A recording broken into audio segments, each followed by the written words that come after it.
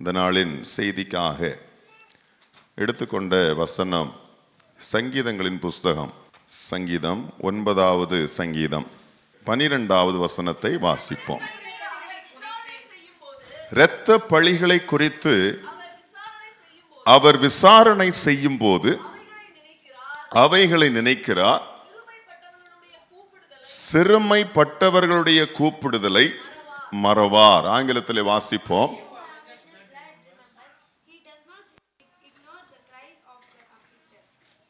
ஆமென், ஹல்லேலூயா. ஆண்டவர் கொடுத்த வார்த்தைகளுக்காக கர்த்தரை நான் ஸ்தோத்திரிக்கிறேன். கர்த்தர் தாமே நம்மோடு கூட பேசுவாராக. இரத்த பழிகளை குறித்து அவர் விசாரணை செய்யும் போது அவைகளை நினைக்கிறார். அப்போ நம்ம வாசித்த இந்த வசனத்தின்படி இரத்த பழிகளுக்காக விசாரணை செய்கிறவர் இல்லை என்று சொன்னால் பழி வாங்குகிற கர்த்தர், நியாயம் தீர்க்கிற கர்த்தர், இந்த வசனத்தின் மூலமாக சங்கீதக்காரன் சொல்லுகிறதை நாம் வாசித்தோம். ஆமென்.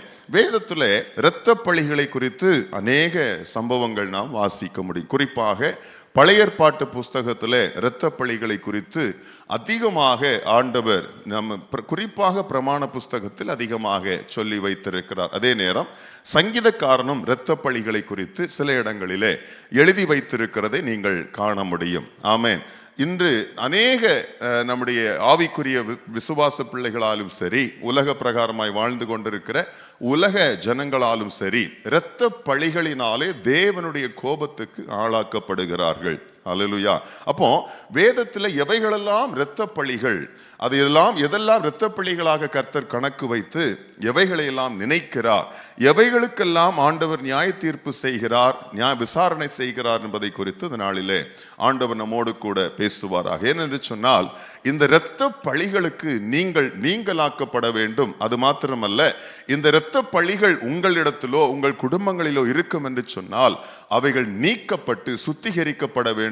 இல்லை என்று சொன்னால் மன்னிக்கப்பட்டிருக்க வேண்டும். அது நடக்காத வரையிலும் உங்களுடைய வாழ்க்கையில நான் எவ்வளவு ஆவிக்குரியவர்களாக இருந்தாலும், நான் எவ்வளவு ஜெபிக்கிறவர்களாக இருந்தாலும், நான் எவ்வளவு கிறிஸ்தவ ஜீவியத்தில் நாம் ஒழுக்கமுள்ளவர்களாக இருந்தாலும், நாம் அறிந்தோ அறியாமலோ செய்த இரத்த பழிகள் அது விசாரிக்கப்பட்டு, இல்லை என்று சொன்னால் அது நம்முடைய தலையின் மேல் இருக்கக்கூடிய அந்த விசாரிக்கப்பட்டு நீக்கப்படாவிட்டால், குடும்பங்களை விட்டு மாற்றப்படாவிட்டால், நம்முடைய தலைமுறைகளை விட்டு அவைகள் நீக்கப்படாவிட்டால், மன்னிக்கப்படாவிட்டால் ஒரு நாளும் அது தேவ சமூகத்திலே ஆசீர்வாதமாக இருக்காது என்று வேதம் சொல்லுகிறது. வேதத்தில் குற்றமுள்ள இரத்தப்பழி என்றும் குற்றமில்லாத இரத்தப்பழி என்று சொல்லி 2 விதமான இரத்தப்பழிகளை நாம் காண முடியும். அல்லேலூயா. இதுல அதிகமாக வேதத்தில் நாம் வாசிக்கிற போது குற்றமுள்ள இரத்தப்பழி தான் அதிகமாக காணப்படுகிறது. அல்லேலூயா. இரத்தப்பழிகள் 2 வகை. நம்ம குறிப்பா நீங்க நோட் பண்ணி வச்சுக்கோங்க. இரத்தப்பழிகள் வேதத்தில் சொல்லப்பட்டிருக்கிறபடி குற்றமுள்ள இரத்தப்பழிகள், குற்றமில்லாத இரத்தப்பழிகள். ஆங்கிலத்தில் சொல்லுவார்கள் பிளட் கில்ட் அப்படின்னு சொல்லுவாங்க இல்லையா. இப்போ இந்த இரத்த பழிகளை குறித்து ஆண்டவர் எங்கிருந்து முதலாவது எங்க பேசினார் அப்படின்னு நீங்க பாத்தீங்க அப்படின்னு சொன்னா, இரத்த பழிகளுக்காக பழி வாங்குவேன், இரத்த பழி வாங்கப்படும், இரத்த பழிக்காக நான் விசாரணை செய்வேன் என்று சொல்லி பல இடங்களில் ஆண்டவர் சொல்லி இருக்கிறார். ஒரு வசனத்தை வாசிங்க. ஆதியாகமத்தின் புஸ்தகம் 9வது அதிகாரம், அது 4 மாம்சத்து அதன் உயிராகிய இரத்தத்தோட புசிக்க வேண்டாம். அப்போ இந்த வசனத்தை நீங்க வாசிக்கும் போது மாம்சத்தின் உயிர் எதில் இருக்கிறது? இரத்தத்தில் இருக்கிறது. நல்ல மைண்ட்ல வச்சுக்கணும், புரியுதா? அப்ப நம்முடைய மாம்சத்தினுடைய உயிர் எங்க இருக்கிறது? இரத்தத்தில் இருக்கிறது. அடுத்தது, உங்களுக்கு உயிராயிருக்கிற, இப்போ உங்களுக்கு உயிராயிருக்கிற உங்கள் இரத்தத்திற்காக பழி வாங்குவேன், சகல ஜீவ ஜந்துக்களிடத்திலும் மனுஷனிடத்திலும் பழி வாங்குவேன், மனுஷனுடைய உயிருக்காக அவனவன் சகோதரனிடத்தில் பழி வாங்குவேன். ஆண்டவர் சொல்லுகிறார் பழி வாங்குவேன் என்று இந்த இடத்துல ஆண்டவர் சொல்லி இருக்கிறார். எதற்காக பழி வாங்குவாராம்? எதற்காக? இரத்த பழிக்காக நான் பழி வாங்குவேன் என்று ஆண்டவர் சொல்லி இருக்கிறார். அதுல குறிப்பா சொல்றாரு, சகல ஜீவ ஜந்துக்களிடத்திலும் மனுஷனிடத்திலும் பழி வாங்குவோம். மனுஷனிடத்துல மாத்திரம் அல்ல, சகல ஜீவ ஜந்துகளிடத்திலும் கர்த்தர் செய்வாராம், பழி வாங்குவேன் என்று சொல்லுகிறார். ஆமென். அப்போ வேதத்துல முதலாவதாக ஆண்டவர் நோவாவுக்கு கொடுக்கப்பட்ட இந்த வார்த்தை இது, புரியுதா?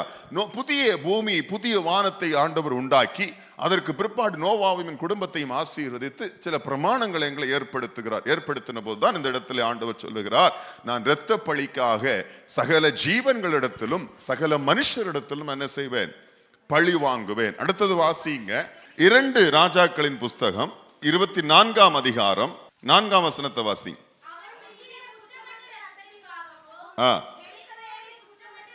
அவன் சிந்தின குற்றமற்ற இரத்தத்திற்காகவும் எருசலேமை குற்றமற்ற இரத்தத்தால் நிரப்பினதற்காகவும் கர்த்தர் மன்னிக்க சித்தமில்லாதிருந்தார். ஹல்லேலூயா. இது யாரை பார்த்து ஆண்டவர் சொல்றாருன்னா, மனாசேயை குறித்து கர்த்தர் சொல்லுகிறார். மனாசே என்ன பண்ணியிருக்கிறாராம்? குற்றமற்ற இரத்தத்தை என்ன செய்திருக்கிறார்? எருசலேமில் நிரப்பினார். Praise the Lord. குற்றமற்ற இரத்தத்தை என்ன, அந்த வசனம் திரும்ப வாசிங்க. அவன் சிந்தின குற்றமற்ற இரத்தத்திற்காகவும் எருசலேமை குற்றமற்ற இரத்தத்தால் நிரப்பினதற்காகவும் கர்த்தர் மன்னிக்க சித்தமில்லாதிருந்தார். இதுதான் நியாய தீர்ப்பு. கர்த்தர் யாரையெல்லாம் மன்னிக்கவில்லையோ நிச்சயமாக அவருடைய தலையின் மேல் என்ன உண்டாகும்? நியாய தீர்ப்பு உண்டாகும். கர்த்தர் கொடுக்கிற நியாய தீர்ப்பு. மனாசேக்கு ஆண்டவர் சொன்னார், நீ எருசலேமை குற்றமற்ற இரத்தத்தினால் நிரப்பினபடியினால் அந்த இரத்த பழியை நான் என்ன செய்வேன்? விசாரிப்பேன், மன்னிக்க மாட்டேன் என்று சொல்லி மனாசேக்கு ஆண்டவர் சொன்னார். அடுத்தது வாசிங்க, 26ஆம் அதிகாரம் ஏசாயா 21வது வசனம். இதோ பூமியினுடைய குடிகளின் அக்கிரமத்தின் நிமித்தம் அவர்களை விசாரிக்கும்படி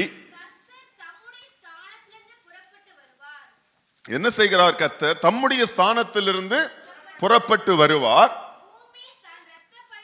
பூமி தன் இரத்த பழிகளை வெளிப்படுத்தி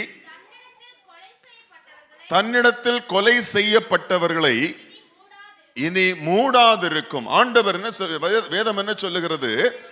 ஏசாயா தீர்க்கதரிசி சொல்லுகிறார், என்ன? கர்த்தர் தம்முடைய ஸ்தானத்திலிருந்து எதற்காக புறப்பட்டு வருவாராம்? இரத்த பழிகளை விசாரிக்கும்படியாக. ஹல்லேலூயா. இந்த பூமியில் எங்கெல்லாம் இரத்தம் சிந்தப்படுகிறதோ அதெல்லாம் தேவ சமூகத்திலே விசாரிக்கப்படும். கர்த்தர் அவைகள் எல்லாவற்றையும் விசாரிக்கும்படியாக புறப்பட்டு வருவார் என்று சொல்லி இங்கே ஏசாயா தீர்க்கதரிசி எழுதி வைத்திருக்கிறார். ஹல்லேலூயா. நம்ம நல்லா கவனிங்க, இரத்த பழி சிந்தப்படும் போது எதெல்லாம் கரைப்படுகிறது என்று சொன்னால், முதலாவது உங்களுடைய குடும்பம் கரைப்படுகிறது. அடுத்தது உங்களுடைய பூமி என்ன செய்யப்படுகிறது? கரைப்படுகிறது. ஆண்டவர் பூமியை உண்டாக்கின போது அது எப்படிப்பட்டதாக இருந்தது? கரையில்லாத பூமியாக இருந்தது. Praise the Lord. இருள், வெறுமை எல்லாம் இருந்தது. வெளிச்சம் வந்த போது பூமி என்னவாயிற்று? கரை இல்லாமல் மாறிற்று. ஒரு சுத்தமான பூமி ஆண்டவர் உண்டாக்கினார். அதுக்கு பிற்பாடு புதிய வானம் புதிய பூமி நோவாவின் காலத்தில் உண்டாக்கப்பட்டது. அப்பொழுதும் பூமி எப்படிப்பட்டதாக இருந்தது? சுத்தமான கரையில்லாத பூமியாக இருந்தது. ஆனால் அதற்கு பிற்பாடு வந்த மனிதர்கள் இரத்தங்களை சிந்தி அநேக மிருகங்கள் கொலை செய்யப்பட்டு இப்படி பல விதங்களில் பூமி என்ன செய்தது? கரைப்பட்டது. பழி வாங்கும்படியாக கரைப்பட்டு போனது. இதை செய்தது யாரு? மனுஷர்கள். பூமியை கரைப்படுத்தினது யாரு? மனுஷர்கள். தேவனால் உண்டாக்கப்பட்ட பூமியை கரைப்படுத்துறது யாரு? மனுஷர்கள். எதனால் கரைப்படுத்தினார்கள்? எங்கெல்லாம் இரத்த பழிகள் இரத்தம் சிந்தப்படுகிறதோ அப்பொழுது பூமியும் கரைப்படுகிறது. உங்களுடைய குடும்பமும் என்ன செய்கிறது? கரைப்படுகிறது. உங்க வீடும் கரைப்படுகிறது. அல்லேலூயா. நல்லா கவனிச்சு பார்க்க வேண்டிய ஒரு முக்கியமான செய்தி, என்னுடைய வீடு என்னுடைய குடும்பம் இரத்த பழிகளால் கரைப்பட்டிருக்கிறதான் கவனித்து ஆராய்ந்து பார்க்க வேண்டிய ஒரு கடமைக்குள்ள நீங்க இருக்கிறீங்க. ஹல்லேலூயா. நீங்க ஆராய்ந்து பார்க்க வேண்டும். என்னுடைய வீடும் என்னுடைய நிலமும் எனக்கு அளிக்கப்பட்டிருக்கிற என்னுடைய எனக்கு உரிமையாக கொடுக்கப்பட்டிருக்கிற இடங்கள், இல்லை என்றால் ஸ்தானங்கள், இல்லை என்றால் நம்முடைய பொருட்கள், உடைமைகள் எதுவா இருந்தாலும் அது இரத்த பழிகளால் கரைப்பட்டிருக்கிறதா என்று நீங்கள் கவனிக்க வேண்டும். அது உங்களால் அல்ல, ஒருவேளை உங்கள் பிதாக்களால், உங்கள் முற்பிதாக்களால் அது கரைப்பட்டிருக்குமானால் அது நீக்கப்பட வேண்டும், சுத்திகரிக்கப்பட வேண்டும். ஹல்லேலூயா. இது மாறாத வரையிலும், இது நீக்கப்படாத வரையிலும் அதிலிருந்து ஒரு நன்மையும் ஆசீர்வாதமாக வராது. ஹல்லேலூயா. ஆண்டவர் சொல்றார், இரத்த பழிக்காக நான் பழி வாங்குவேன். Praise the Lord. பூமியும் கரைப்பட்டு இருக்கிறது, நாமும் என்ன செய்கிறோம்? இரத்த பழிகளால் கரைப்படுகிறோம். நான் ஒரு இரத்த பழியை சிந்தும் போது, நான் இரத்த பழிக்கு ஆளாகும் போது, என்னிடத்திலிருந்து புறப்படுகிற தலைமுறைகளும் என்ன செய்யப்படுகிறது? அந்த இரத்த பழி அவன் செய்யாவிட்டாலும் அவன் அதற்கு ஆளாகி போகிறான். அல்லேலூயா. ஆண்டவர் அவனையும் விசாரிப்பார். புரியுதா உங்களுக்கு? இது தலைமுறை தலைமுறையாக தொடரக்கூடிய சாபம். இரத்த பழி என்பது தலைமுறை தலைமுறையாக தொடர்ந்து வருகிற சாபம். நான் செய்யக்கூடிய குற்றமற்ற இரத்தத்தையோ இல்லை ஏதோ நான் சிந்துவேன் என்று சொன்னால் அது என்னை மாத்திரமல்ல, என்னுடைய தலைமுறையையும் அது என்ன செய்கிறது? தொடர்ந்து கொண்டே வருகிறது. இதிலிருந்து நாமும் நம்முடைய தலைமுறைகளும் என்ன செய்ய வேண்டும்? விடுவிக்கப்பட வேண்டும். ஒருவேளை நீங்கள் அதற்கு பாத்திரவான்களா இல்லாமல், நீங்கள் அதை செய்யாமல் இருந்து, உங்களுடைய பிதாக்கள், உங்களுடைய தாய் தகப்பன், உங்களுடைய பாட்டா, உங்களுடைய முப்பாட்டன் இல்லையா, உங்களுடைய மூதாதையர்கள் செய்திருக்கிற பாவங்கள், இரத்த பழிகள் இருக்கும் என்று சொன்னால் அது உங்களையும் தொடரும், உங்களையும் தொடரும், உங்கள் தலைமுறைகளையும் தொடரும். அதை விட்டு அதிலிருந்து விடுதலையாக்கப்பட வேண்டியது அவசியம். ஹல்லேலூயா. இதைத்தான் ஆண்டவர் சொல்ற, இரத்த பழிகளுக்காக கணக்கு கேட்கிற ஆண்டவர். அது தலைமுறை தலைமுறையாக கர்த்தர் செய்வாராம், கணக்கு கேட்பாராம். ஏன் அப்படின்னு சொன்னா, எதற்காக கர்த்தர் கணக்கு கேட்பாராம்? இந்த இரத்த பழிகள் எங்கெல்லாம் சிந்தப்பட்டிருக்கிறதோ, மாம்சத்தின் இரத்தமாகிய, அதாவது மாம்சத்தின் உயிர் இரத்தத்தில் இருக்கிறது. இந்த இரத்த பழிகளாக்கப்பட்டவைகள் எல்லாம் அந்த இரத்தம் என்ன செய்யுமாம்? தேவ சமூகத்திலே முறையிடுமாம், எப்பொழுது எங்களுக்காக நீங்கள் பழி வாங்குவீர்கள் என்று சொல்லி. ஆமென். வேதத்தின ஒரு சில வசனங்கள் உங்களுக்கு வாசிக்கிற போது இன்னும் உங்களுக்கு தெளிவாக கொஞ்சம் புரியும். வாசிங்க அடுத்தது ஒரு வசனத்தை. லூக்கா எழுதின சுவிசேஷம் 11வது அதிகாரம் 50 வாசிங்க. ஆபேலின் இரத்தம் முதல் பலிபீடத்துக்கும் தேவாலயத்துக்கும் நடுவே கொலையுண்ட சகரியாவின் இரத்தம் வரைக்கும் உலக தோற்றம் முதற்கொண்டு சிந்தப்பட்ட சகல தீர்க்கதரிசிகளுடைய இரத்தப்பழியும் இந்த சந்ததியினிடத்தில் கேட்கப்படத்தக்கதாக அப்படி செய்வார்கள் என்று சொல்லி இருக்கிறது, சொல்லுகிறது. நிச்சயமாகவே இந்த சந்ததியினிடத்தில் அது கேட்கப்படும் என்று உங்களுக்கு சொல்லுகிறேன். ஆண்டவர் சொல்றார், நிச்சயமாக நான் என்ன செய்வேன்? நான் கேட்பேன். அல்லேலூயா. ஆபேல் முதல் சகரியா வரையிலும் சிந்தப்பட்ட இரத்தங்களுக்காக என்ன செய்வேன்? ஆண்டவர் சொல்றார், நான் நிச்சயமாக இந்த சந்ததியினிடத்தில் கேட்பேன். அதற்கு இணையாக இன்னொரு வசனத்தை வாசிங்க. வெளிப்படுத்தின விசேஷம் 6ஆம் அதிகாரம் 9 வாசி. அவர் 5ஆம் முத்திரையை உடைத்த போது தேவ வசனத்தின் நிமித்தமும் தாங்கள் கொடுத்த சாட்சி நிமித்தமும் கொல்லப்பட்டவருடைய ஆத்துமாக்களை பலிபீடத்தின் கீழே கண்டேன். அவர்கள் பரிசுத்தமும் சத்தியமுள்ள ஆண்டவரே தேவரீர் பூமியின் மேல் குடியிருக்கிறவரிடத்தில் எங்கள் இரத்தத்தை குறித்து எதுவரைக்கும் நியாய தீர்ப்பு செய்யாமலும் பழி வாங்காமலும் இருப்பீர் என்று மகா சத்தமிட்டு கூப்பிட்டார்கள். என்ன செய்கிற வேதம் என்ன சொல்லுகிறது? யோவானுக்கு ஆண்டவர் காண்பிக்கிற தரிசனத்தில் ஆதி காலம் முதலாக கொலை செய்யப்பட்டவருடைய இரத்தம் என்ன செய்கிறதாம்? தேவ சமூகத்தில் போய் முறையிடுகிறதாம். எதுவரையிலும் நீங்கள் எங்களுடைய இரத்த பழிகளுக்காக நியாய தீர்ப்பு செய்யாமல் இருப்பீர்கள். ஹல்லேலூயா. இதே போலதான் எங்கெல்லாம் இரத்த பழிகள் சிந்தப்படுகிறதோ இந்த இரத்தம் தேவனுடைய சமூகத்திலே முறையிட்டு கொண்டே இருக்கும். ஹல்லேலூயா. ஆண்டவர் நீதியுள்ள நியாயாதிபதியாய் இருக்கிறபடியினால் அவர் 9வது அதிகாரம் ஆதியாகமத்தில் சொல்லி இருக்கிறது போல இரத்த பழிக்காக நான் பழி வாங்குவேன் என்று அவரே சொல்லி இருக்கிறபடியினால் அதற்காக அவர் பழி வாங்குவதற்கு அவர் உண்மையுள்ள தேவனாக இருக்கிறார். என்ன சொன்னால் அவர் தான் சொன்னார், நான் இரத்த பழிக்காக பழி வாங்குவேன். ஹல்லேலூயா.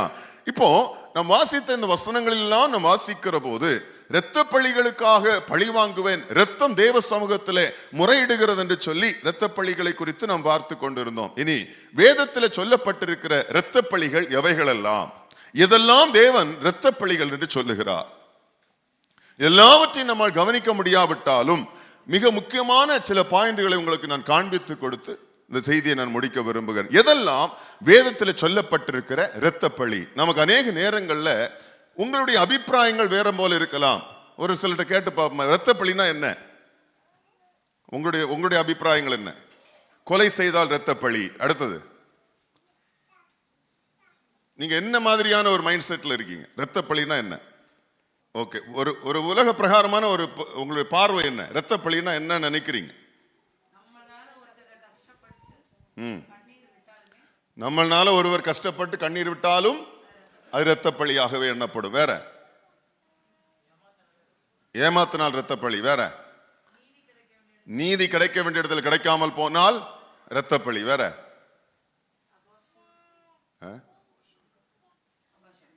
அபார்ஷன். இப்ப யார் சொன்னது? அது வேல்யூட் பாயிண்ட். பிரைஸ். அது என்னது? இரத்த பழி. சரி, வாசிங். சில பாயிண்ட் அப்படியே நம்ம பார்த்துட்டே போவோம், நீங்க குறிப்பெடுத்துக்குங்க. முதலாவதாக முதல் பாயிண்ட் வாசிங்க. யாத்திராகமம் 22ஆம் அதிகாரம். யாத்திராகமம் 22ஆம் அதிகாரம் 1 ஒருவன் ஒரு மாட்டையாவது ஒரு ஆட்டையாவது திருடி அதை கொன்றால், அதை விற்றால், அந்த மாட்டுக்கு 5 மாடுகளையும் அந்த ஆட்டுக்கு 4 ஆடுகளையும் பதிலாக கொடுக்க கடவன். திருடன் கண்ணமிடுகையில் கண்டுபிடிக்கப்பட்டு அடிக்கப்பட்டு செத்தால் அவன் நிமித்தம் இரத்த பழி சுமராது.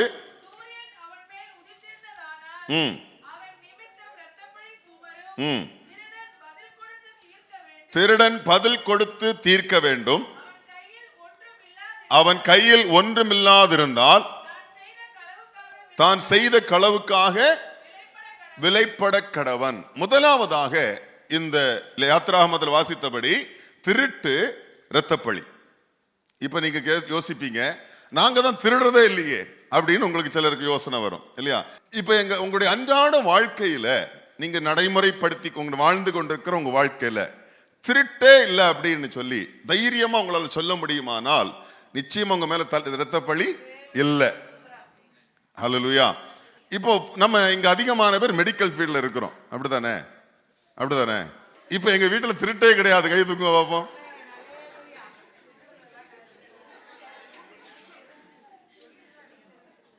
ஹல்லேலூயா. இப்ப பாத்தீங்களா, வசனம் பேசப்பட்ட போது முதல்ல தைரியமா சொன்னோம் எங்க வீட்டுல திருட்டு இல்லை அப்படின்னு. இப்ப நான் வசனத்தை பேசின போது சிலருக்கு என்ன ஆயிடுச்சு, கை எங்க போயிடுச்சு, அப்படியே பின்னாடி போய் பாக்கெட் விட்டு வெளியே வரல. ஹல்லேலூயா. நம் கண்ணு முன்னாடி எதுவுமே இலவசமா இருக்கு. சில காரியங்கள் அப்படிதானே, எடுத்துட்டு போறதுக்கு எடுத்துட்டு வர்றதுக்கு நமக்கு அதிகாரங்கள் கொடுக்கப்பட்டிருக்கலாம். ஏன்னு சொன்னா நம்ம அந்த ஃபீல்டில் ஒர்க் பண்றோம், புரியுதா?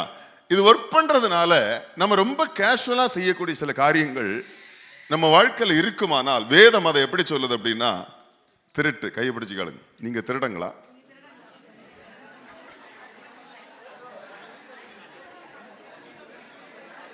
ஹல்லேலூயா.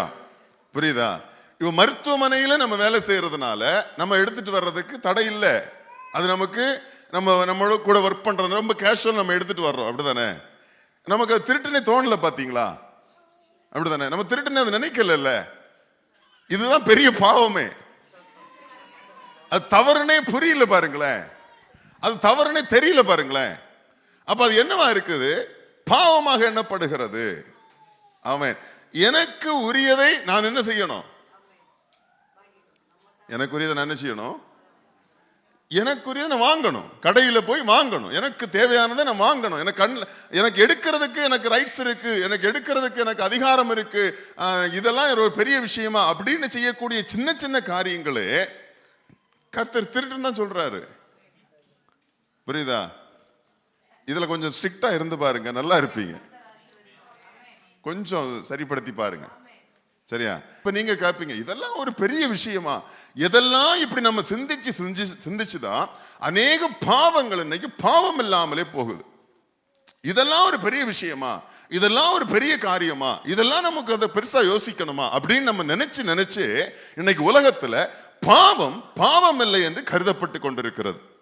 புரியுதா? ஒரு சின்ன சின்ன விஷயங்கள்லாம் நம்ம அப்படியே ஆரம்பிக்கிறோம். சின்னதா ஆரம்பிச்சு நாள் போக போக இது பெரிய லெவல்ல என்னவாகுது, பாவமாக மாறி போகிறது. அப்ப நம்ம எங்க இருந்து கரெக்ட் பண்ணணும் அப்படின்னா, சின்ன சின்ன விஷயத்திலிருந்து நம்ம என்ன செய்யணும், சரிப்படுத்த ஆரம்பிக்கணும். இதை நம்ம குழந்தைகளும் பார்க்கணும். நம்ம எந்தெந்த விஷயத்தெல்லாம் சரிப்படுத்துறோம், எதுல ஸ்ட்ரிக்டா இருக்கிறோம் அப்படிங்கிறத குழந்தைகளும் பார்க்கணும், குழந்தைகளுக்கும் சொல்லி கொடுக்கணும். புரியுதா? வேதம் சொல்லுகிறது திருடுதல் இரத்த பழி. இரண்டாவது வாசிங்க, லேவியராகமம் 19வது அதிகாரம் 16வது வசனம். உன் ஜனங்களுக்குள்ளே அங்கும் இங்கும் கோள் சொல்லி திரியாயாக, பிறனுடைய இரத்த பழிக்கு உட்பட வேண்டாம், நான் கர்த்தர். நான் கர்த்தர். இரண்டாவது பாயிண்ட் உங்களுக்கே தெரிஞ்சிருக்கும், அங்கும் இங்கும் கோள் சொல்லி திரிய வேண்டாம். இது நமக்கு கைவந்த கலை. அதிலும் ஆவிக்குரியவங்களுக்கு கோள் சொல்றதே பொழப்பு இல்லையா? இதேதான் வேலையாவே தெரியுவாங்க. பார்த்திருக்கீங்களா? அவங்க வாயிலிருந்து எப்போதுமே அது மட்டும்தான் வரும். இந்த பாஸ்டர் நம்ம சுந்தரம் பாஸ்டர் தங்க கேள்விப்பட்டிருப்பீங்க இல்லையா? இப்ப மரிச்சிட்டாங்க. அவரை குறித்து ஒரு போதகர் சொன்னார், தாமஸ் ராஜ் பாஸ்டர் சொன்ன ஒரு சம்பவம். யாரை குறிச்சாவது இந்த கோள் சொல்லுகிற காரியமா அவர் காதுக்கு கொண்டு போயிட்டாங்க அப்படின்னா அவர் கேட்டதே கிடையாதான். புரியுதா? நேர வசனத்தை எடுத்து பேச ஆரம்பிச்சிருவாராம், இல்லைன்னா காது கேளாத போல இருந்துருவாராம். அப்படியும் சிலர் அப்படி பிடிவாதமா ஏதாவது பேசினாங்கன்னா அவங்களுக்கு ஊழியத்துல ஒரு பங்கு கொடுக்க மாட்டார், இல்லைன்னா ஒரு 6 மாசம் 3 மாசம் அவங்களுக்கு பனிஷ்மெண்ட். இப்படி பல காரியங்கள் அவருடைய லைஃப்ல நம்ம கத்துக்க முடியும். புரியுதா? இப்படி கோள் சொல்லுவது சிலருக்கு பொழப்பு, கோள் சொல்லுவதை கேட்கறது சிலருக்கு பொழுதுபோக்கு. நம்ம யாரு வம்பு தும்புக்கும் போறது இல்லைங்க, நான் உண்டு என் பாடு உண்டு அப்படின்னு உட்காந்து கதை கேட்கறது. கேட்டிருக்கீங்களா? ஊர்ல அநேக பாட்டி தாத்தாவுக்கு பேசும், நம்ம ஒரு வம்பு தும்புக்கும் போறதே கிடையாது, நான் என்ன பாவம் பண்ணனே உட்கார்ந்து கேட்டல மணிக்கூர் கணக்குல. ஹல்லேலூயா. அவன் பேசுறான் அப்படின்னா கேட்டது நீ பாவம் தானே இல்லையா? திரும்ப வாசிங்க அந்த வசனத்தை. உன் ஜனங்களுக்குள்ளே அங்கும் இங்கும் கோள் சொல்லி திரியாயாக, பிறனுடைய இரத்த பழிக்கு உட்பட வேண்டாம், நான் கர்த்தர். ஹல்லேலூயா. இப்ப சொல்லுங்க, நான் கோள் சொன்னதே கிடையாதுங்க. ஹல்லேலூயா. இதோ நான் கேட்ட போது பரலோகத்தில் உண்டான அமைதல் என் சபையில் உண்டாயிற்று. ஹல்லேலூயா. இந்த நாட்கள்ல நம்ம ஊழிய அனுபவங்கள்ல வரும்போது இதை நான் ரொம்ப வெறுக்கிறேன். இப்பொழுது நான் யாராவது பேச வந்தாலே நான் விரும்புறதே கிடையாது இந்த மாதிரியான காரியங்கள். ஹல்லேலூயா. என்ன செய்கிறது என்று சொன்னால், என்னுடைய ஆவிக்குரிய வாழ்க்கை அது பாதிக்குது, அது என் ஜனங்களை பாதிக்கிறது, என் ஊழியத்தை பாதிக்கிறது. புரியுதா? இதே போலதான் உங்களுக்கு நான் சொல்றேன், ஆகாத வேண்டாத வார்த்தைகள் கோள் சொல்லி திரிகிறது. வேதத்தில் சொல்லப்பட்டிருக்கிறபடி இரத்த பழி ஆண்டவர் என்ன செய்வார், அதை விசாரிப்பேன் என்று கர்த்தர் சொல்லுகிறார். இன்னும் வாசிங்க, நீதிமொழிகள் 11வது அதிகாரம் 13ஆம் வசனத்தை வாசிங்க. புறங்கூறி திரிகிறவன் ரகசியத்தை வெளிப்படுத்துகிறான், ஆவியில் உண்மை உள்ளவனோ காரியத்தை அடக்குகிறான். புறங்கூறி திரிகிறவன் என்ன செய்வானா, அதான் கோள் சொல்லுகிறவன் என்ன செய்வான், ரகசியத்தை வெளிப்படுத்துவான்.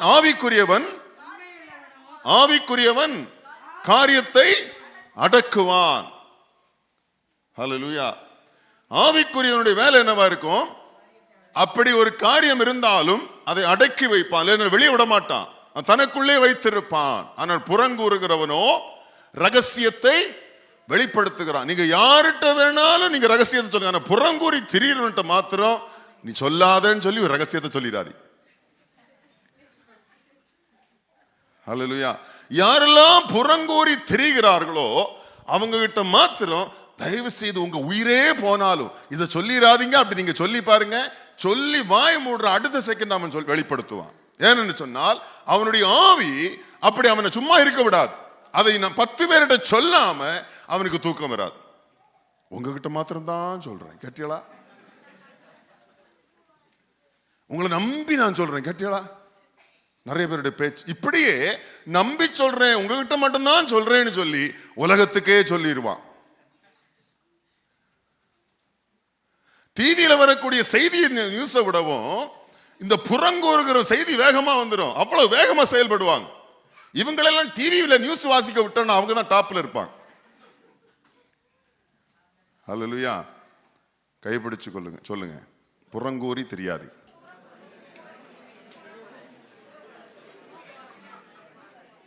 அல்லேலூயா.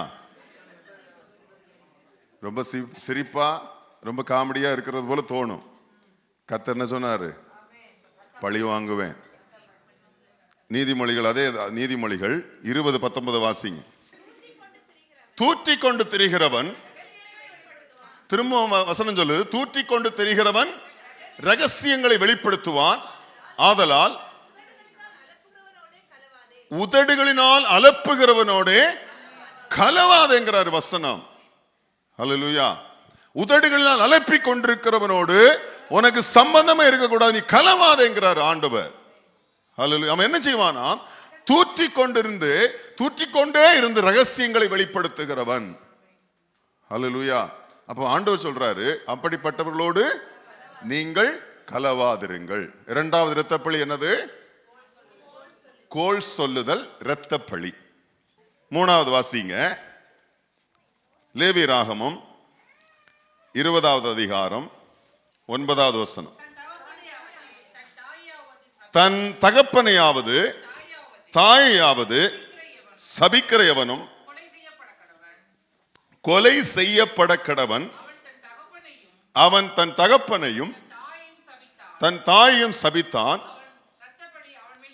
அவன் இரத்தப்பழி அவன் மேல் இருப்பதாக. மூன்றாவது, தன் தகப்பனையும் தாயையும் சபிக்கிறவன் இரத்தப்பழிக்கு உட்பட்டிருக்கிறான். தன் தகப்பனையும் தாயையும் இரத்தப்பழிக்கு உட்பட்டிருக்கிறான். யாரெல்லாம் இப்படிப்பட்ட பெற்றோர்களை, இல்லை என்று சொன்னால் பெற்றோர்கள் என்று எண்ணப்படுகிறவர்களை சபிக்கிறார்களோ அவர்கள் எல்லாரும் எதற்கு உட்பட்டிருக்கிறார்கள்? இரத்தப்பழிக்கு உட்பட்டிருக்கிறார்கள். மூன்றாவது காரியம். நான்காவது வாசிங்க, லேவியராகமம் 20:27. அஞ்சனம் பார்க்கிறவர்களும் குறி சொல்லுகிறவர்களுமாயிருக்கிற புருஷனாகிலும் ஸ்திரீயாகிலும் கொலை செய்யப்பட வேண்டும். அவர்கள் மேல் கல்லறிவார்களாக. அவர்கள் இரத்தப்பழி அவர்கள் மேல் இருக்க கடவது என்று சொல் என்றார். இது என்னது? அஞ்சனம் பார்க்குதல். நமக்கு புரிகிற மாதிரி என்ன சொல்லலாம்? ஜோசியம் பார்க்கிறது. புரியுதா? இப்ப நம்ம ஜோசியம் பார்க்கிறது அப்படின்னு சொன்ன உடனே ஜோசியக்காரன் கிளி வச்சுட்டு இருப்பான்ல, அவனை தான் நீங்க யோசிப்பீங்க, அப்படிதானே? ஒரு தீர்க்க தரிசனம் சொல்ற பாஸ்டர் வர்றான்னு வச்சுக்கோங்க. பாஸ்டர் எனக்கா ஜெபம் பண்ணுங்க அப்படின்னு போய் நிக்கிறது. நீங்க ஜெபம் பண்ணணும்னு தான் நிப்பீங்களா, இல்ல அவர் வாயிலிருந்து ஏதாவது வராதான்னு போய் நிப்பீங்களா? உண்மையை சொல்லு, பிராக்டிக்கலா பேசுவோம். ஒரு தீர்க்க தரிசனம் சொல்லக்கூடிய ஒருத்தர் வந்திருக்கார், இப்ப நம்ம சபையிலே வந்திருக்காருன்னு வச்சுக்கோமே. அவருக்கு வாயிலிருந்து தீர்க்க தரிசனம் தான் வரும். உங்களுக்கு நல்லா தெரிஞ்சிச்சு, தீர்க்க தரிசனம் நல்லா பேசுறார். இப்ப நீங்க அவர்கிட்ட போய் நிக்கிறீங்க, ஐயா ஜெபம் பண்ணுங்க. நீங்க ஜெபம் பண்ணணும்னு போய் நிக்கிறீங்களா, ஐயாவுடைய வாயிலிருந்து தீர்க்க தரிசனம் வரணும்னு விரும்புறீங்களா? இப்ப நம்ம ஜோசியக்காரன்ட்ட போறது இல்ல, தீர்க்கதரிசி ஒருத்தர் வர்றார், பராக்னு ஓடி வந்துடுறோம்ல, தலையை கொடுக்குறோம்ல, ஐயா எங்களுக்கு ஏதாவது சொல்லுங்க அப்படின்ட்டு. அவரும் எதாவது அடிச்சு விட்டு போறாருல, அப்படிதானே? உடனே அதில் நமக்கு சந்தோஷப்பட்டு போறோம்ல. என்னைக்காவது நடந்திருக்கா?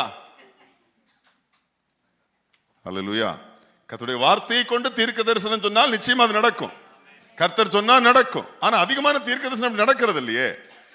நாமும் எப்படி ஆயிட்டோம் அப்படின்னா அதெல்லாம் நமக்கு பெரிய விஷயம் இல்ல, நடக்குதோ நடக்காது ரெண்டாவது. ஆனா அவர் வாயிலிருந்து 4 வார்த்தை வரணும், இது நம்ம விரும்புறோம், இப்படியே பழக்கப்பட்டுட்டோம். அதுல குறிப்பாக பெந்தேகோஸ்து விசுவாசிகளுக்கு ரொம்ப பழக்கம். ஹல்லேலூயா. தீர்க்க தரிசனமான வார்த்தைகள் நம்ம கையில் இருக்கிறது, ஆண்டவர் பேசுவார். அதுக்கப்புறம் எதுக்கு நம்ம தீர்க்கதரிசி தேடி போகணும் இல்லையா? ஆண்டவர் நம்மகிட்ட பேசுவார் தானே. ஆண்டவருடைய வசனம் நம்மோடு பேசுகிற வசனம் ஜீவனுள்ள வசனம். ஆமென். இப்ப அஞ்சனம் பார்க்கிறவர்கள், சரி உண்மையிலேயே ஜோசியம் பார்க்கிறவங்க எத்தனை பேர் இருக்கீங்க அதை சொல்லுங்க. ஜாதகம் யாரெல்லாம் எழுதி வச்சிருக்கீங்க? நல்ல நேரம் கெட்ட நேரம். இந்த வாட்டி ஊருக்கு போயிருந்தப்போ ஒரு ஃபங்க்ஷனுக்காக ஒருத்தட்ட கேட்டேன், எனக்கு தெரியாது இந்த விஷயம், நான் சும்மா எத்தனை மணிக்கு வைக்கலாம் அப்படிங்கிட்டப்போ 10:30 தான் நல்ல நேரம்னார். அப்படியா கதை? அப்போ நான் சொல்கிறேன் டைம் 8 மணிக்கு தான் வைக்கணும். அப்படியா? எல்லார்ட்டும் கேட்டுடுங்க, எல்லாரும் எவன் ஒத்துக்கினாலும் பரவாயில்ல, 8 மணி தான் வைக்கணும். புரியுதா? அப்படிதான் வச்சோம்.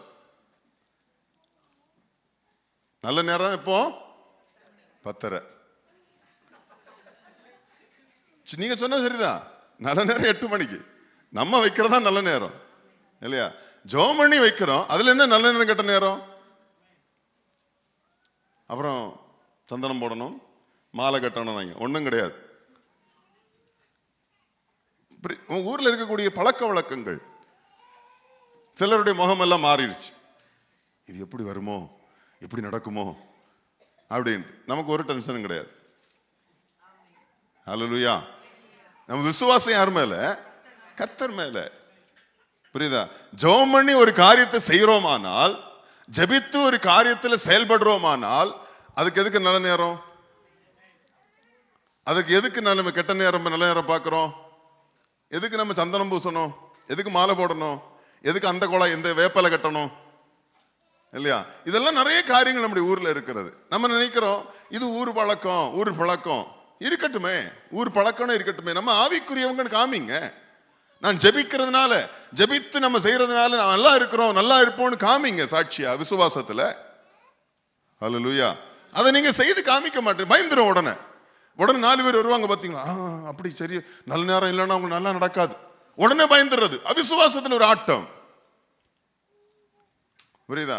நல்ல நேரம் தான் நம்ம வைக்கல. அடுத்தது ஒரு சிலர் இப்படி 2-3 ஆலோசனைகளை சொன்ன போது எதையுமே நம்ம கேட்கல. சிலர் உடனே பயமுறுத்துற மாதிரி பேச்சு, அது உண்மைதான், அப்படிதான் அப்படிதான் இருக்கட்டுமே, உண்மையா இருந்துட்டு போட்டு, எனக்கு அப்படி இல்லை, எங்களுக்கு அப்படி இல்லைன்னு சொல்லி காமிப்போமே. ஹல்லேலூயா. இதெல்லாம் என்ன லிஸ்ட்ல வருது? அஞ்சன லிஸ்ட்ல வருகிறது. நிறைய காரியங்கள் இப்படி காணப்படுது. நம்முடைய பழக்க வழக்கங்கள் என்று சொல்லி நம்ம அநேக அறியாமைக்குள்ளாக நம்ம போயிட்டு இருக்கிறோம். புரியுதா? வேதம் சொல்லுது அஞ்சனம் பார்க்குதல், குறி சொல்லுதல், இரத்த பழி. கையை யார்கிட்டெல்லாம் கொண்டு நீட்டி இருக்கீங்க? ஹல்லேலூயா. கையை யார்கிட்டெல்லாம் கொண்டு நீட்டி இருக்கீங்க சொல்லுங்க. கையை நான் காமிச்சு ரேகை பார்த்ததே கிடையாது அப்படிங்கிறவங்க எத்தனை பேர்? சிலர் விளையாட்டு கூட பண்ணியிருப்பீங்க, அப்படிதானே? இந்த பசங்களுக்கு ஒரு சேட்டை உண்டு. பொம்பளை பிள்ளைங்க எப்படின்னு தெரியல, கண்டிப்பா சிலர் சேட்டை பண்ணுவாங்க. ஆனா பசங்களுக்கு ஒரு சேட்டை உண்டு, இவன்கிட்ட கொடுத்து என்னதான் பார்ப்போமே, அவன் என்னதான் சொல்றான்னு பார்ப்போமே அப்படின்னு சொல்லி சேட்டை பண்றதும் உண்டு. புரியுது? அது விளையாட்டு டைம்ல பண்ற. ஆனா வேதம் சொல்லுது அஞ்சனமும் குறி சொல்லுதலும் குறி பார்ப்பதும் இரத்த பழி. அடுத்தது வாசிங்க. உபாகமம் 19 அதிகாரம் 11 இருந்து வாசிங்க. ஒருவன் பின் ஒருவனை பகைத்து அவனுக்கு விரோதமாய் எழும்பி அவன் சாகும்படி அவனை அடித்து இந்த பட்டணங்களில் ஒன்றில் ஓடி போயிருப்பானாகில் அந்த பட்டணத்தின் மூப்பர்கள் ஆள் அனுப்பி அங்கே இருந்து அவனை கொண்டு வரும்படி செய்து அவன் சாகும்படிக்கு அவனை இரத்தப்பழி வாங்குகிறவன் கையில் ஒப்பு கொடுக்க கடவர்கள். உன் கண் அவனுக்கு இறங்க வேண்டாம். குற்றமில்லாத இரத்தப்பழியை இஸ்ரவேலை விட்டு விலக்க கடவாய், அப்பொழுது நீ நன்றாயிருப்பாய். இங்கே ஆண்டவர் சொல்றாரு, பதிவிருந்து பகைத்து ஒருவனை கொலை செய்தால், அதுக்கப்புறம் நம்ம வாசிக்கும் போது இந்த அதிகாரங்கள்ல 19 அதிகாரத்தை நீங்க வாசிங்கன்னு சொன்னா, அடைக்கல பட்டணங்களை ஆண்டவர் ஒவ்வொரு தேசத்திலும் உண்டாக்கும்படியாக சொல்லி இருப்பார். எதற்கு அப்படின்னா, இந்த அடைக்கல பட்டணத்தில் குற்றம் செய்த ஒருவன் போய் அந்த பட்டணத்துக்குள்ளே பிரவேசிப்பானால் அவனை என்ன செய்யக்கூடாது? கொலை செய்யக்கூடாது, கல்லறியக்கூடாது, அந்த குற்றத்தை அவனுக்கு செலுத்தக்கூடாது. அதுக்காக தான் அடைக்கல பட்டணம் என்று உண்டாக்கப்பட்டது. இது ஒரு பெரிய சப்ஜெக்ட். இப்போ இந்த அடைக்கல பட்டணத்தில் அவன் அப்படி ஒருவன் குற்றம் செய்தவன், எப்படிப்பட்ட குற்றம்? பதிவிருந்து பகைத்து, நீண்ட நாளா காத்திருந்து பழி வாங்குதல். புரியுதா?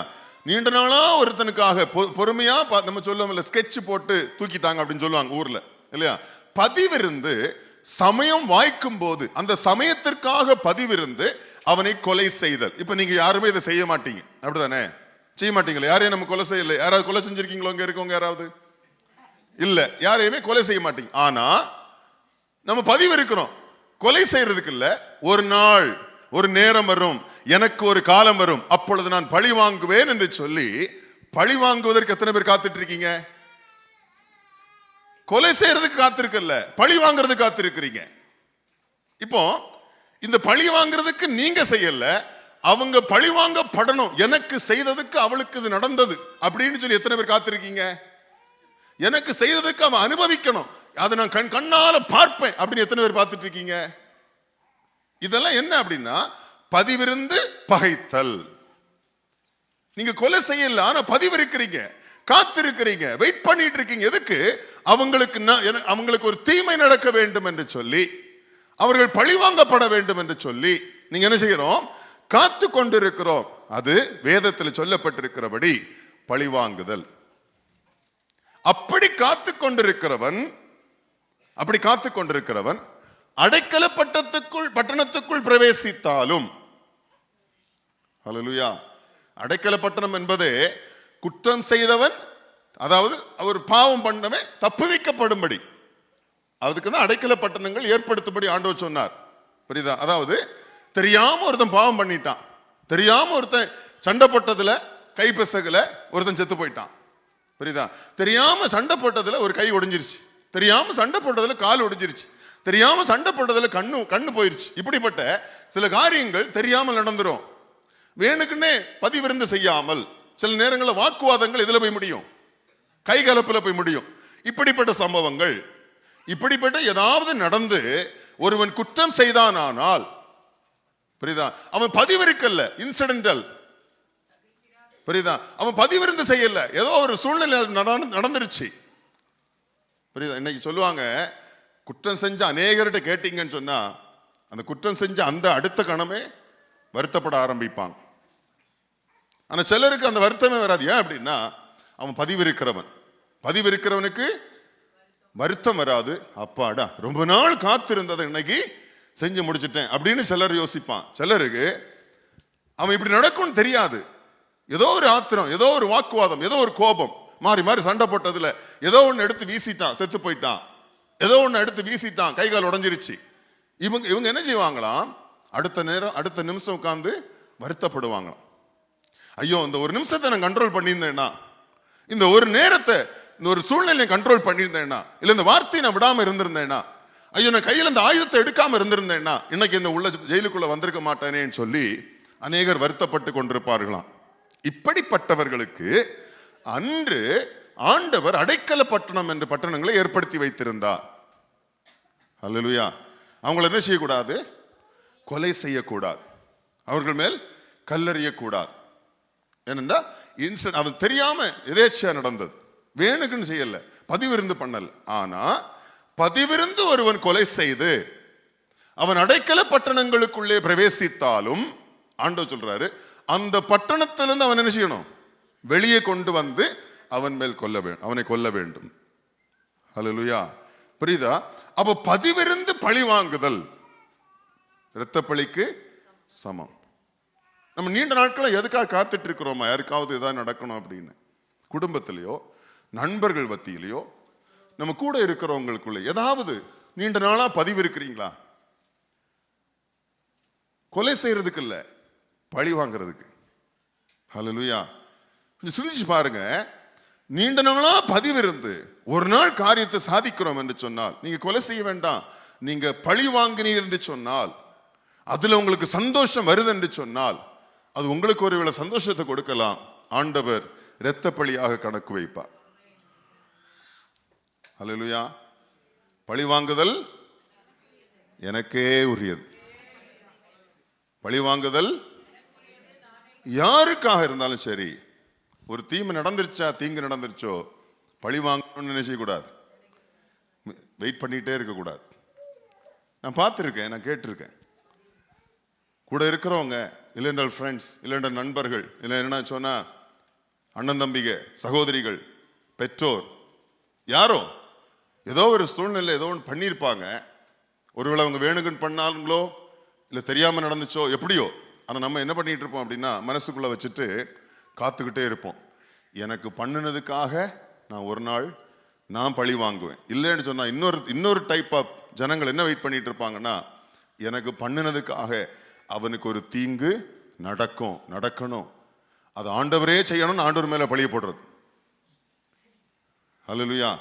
இது அப்படி ஒருவேளை நடக்கும்போது நம்ம என்ன தெரியுமா சொல்லுவோம்? எனக்கு அன்னைக்கு அவன் பண்ணான்ல, இன்னைக்கு ஆண்டவரே அவனுக்கு பழி வாங்கின. ஒருவேளை ஆண்டவர் பணி வாங்கியிருக்கலாம், நம்ம என்ன செய்யக்கூடாது? சந்தோஷப்படக்கூடாது. அல்லேலூயா. இதுல சந்தோஷப்பட்டோமானால் பதிவிருந்து பகைத்து கொலை செய்வதற்கு சமம். அப்ப இது எப்படிப்பட்டது? பதிவிருந்து பகைத்து பழி வாங்குதல் இரத்த பழிக்கு சமம். அடுத்தது வாசிங்க. உபாகமம் 22ஆம் அதிகாரம், 22ஆம் அதிகாரத்துல 8ஆம் வசனத்தை வாசிங்க.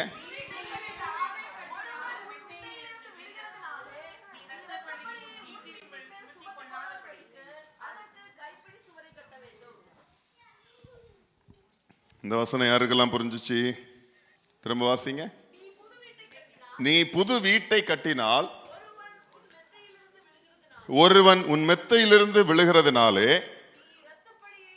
நீ இரத்த பழியை உன் வீட்டின் மேல் சுமத்தி கொள்ளாதபடிக்கு அதற்கு கைப்பிடி சுவரை கட்ட வேண்டும். நம்ம எல்லாரும் வீடு கட்டி இருப்போம், இல்லை கட்டணும்னு பிரயாசப்படுறோம் இல்லையா? படிக்கட்டு வைப்பாங்க. படிக்கட்டுக்கு என்ன பண்ணுவோம்?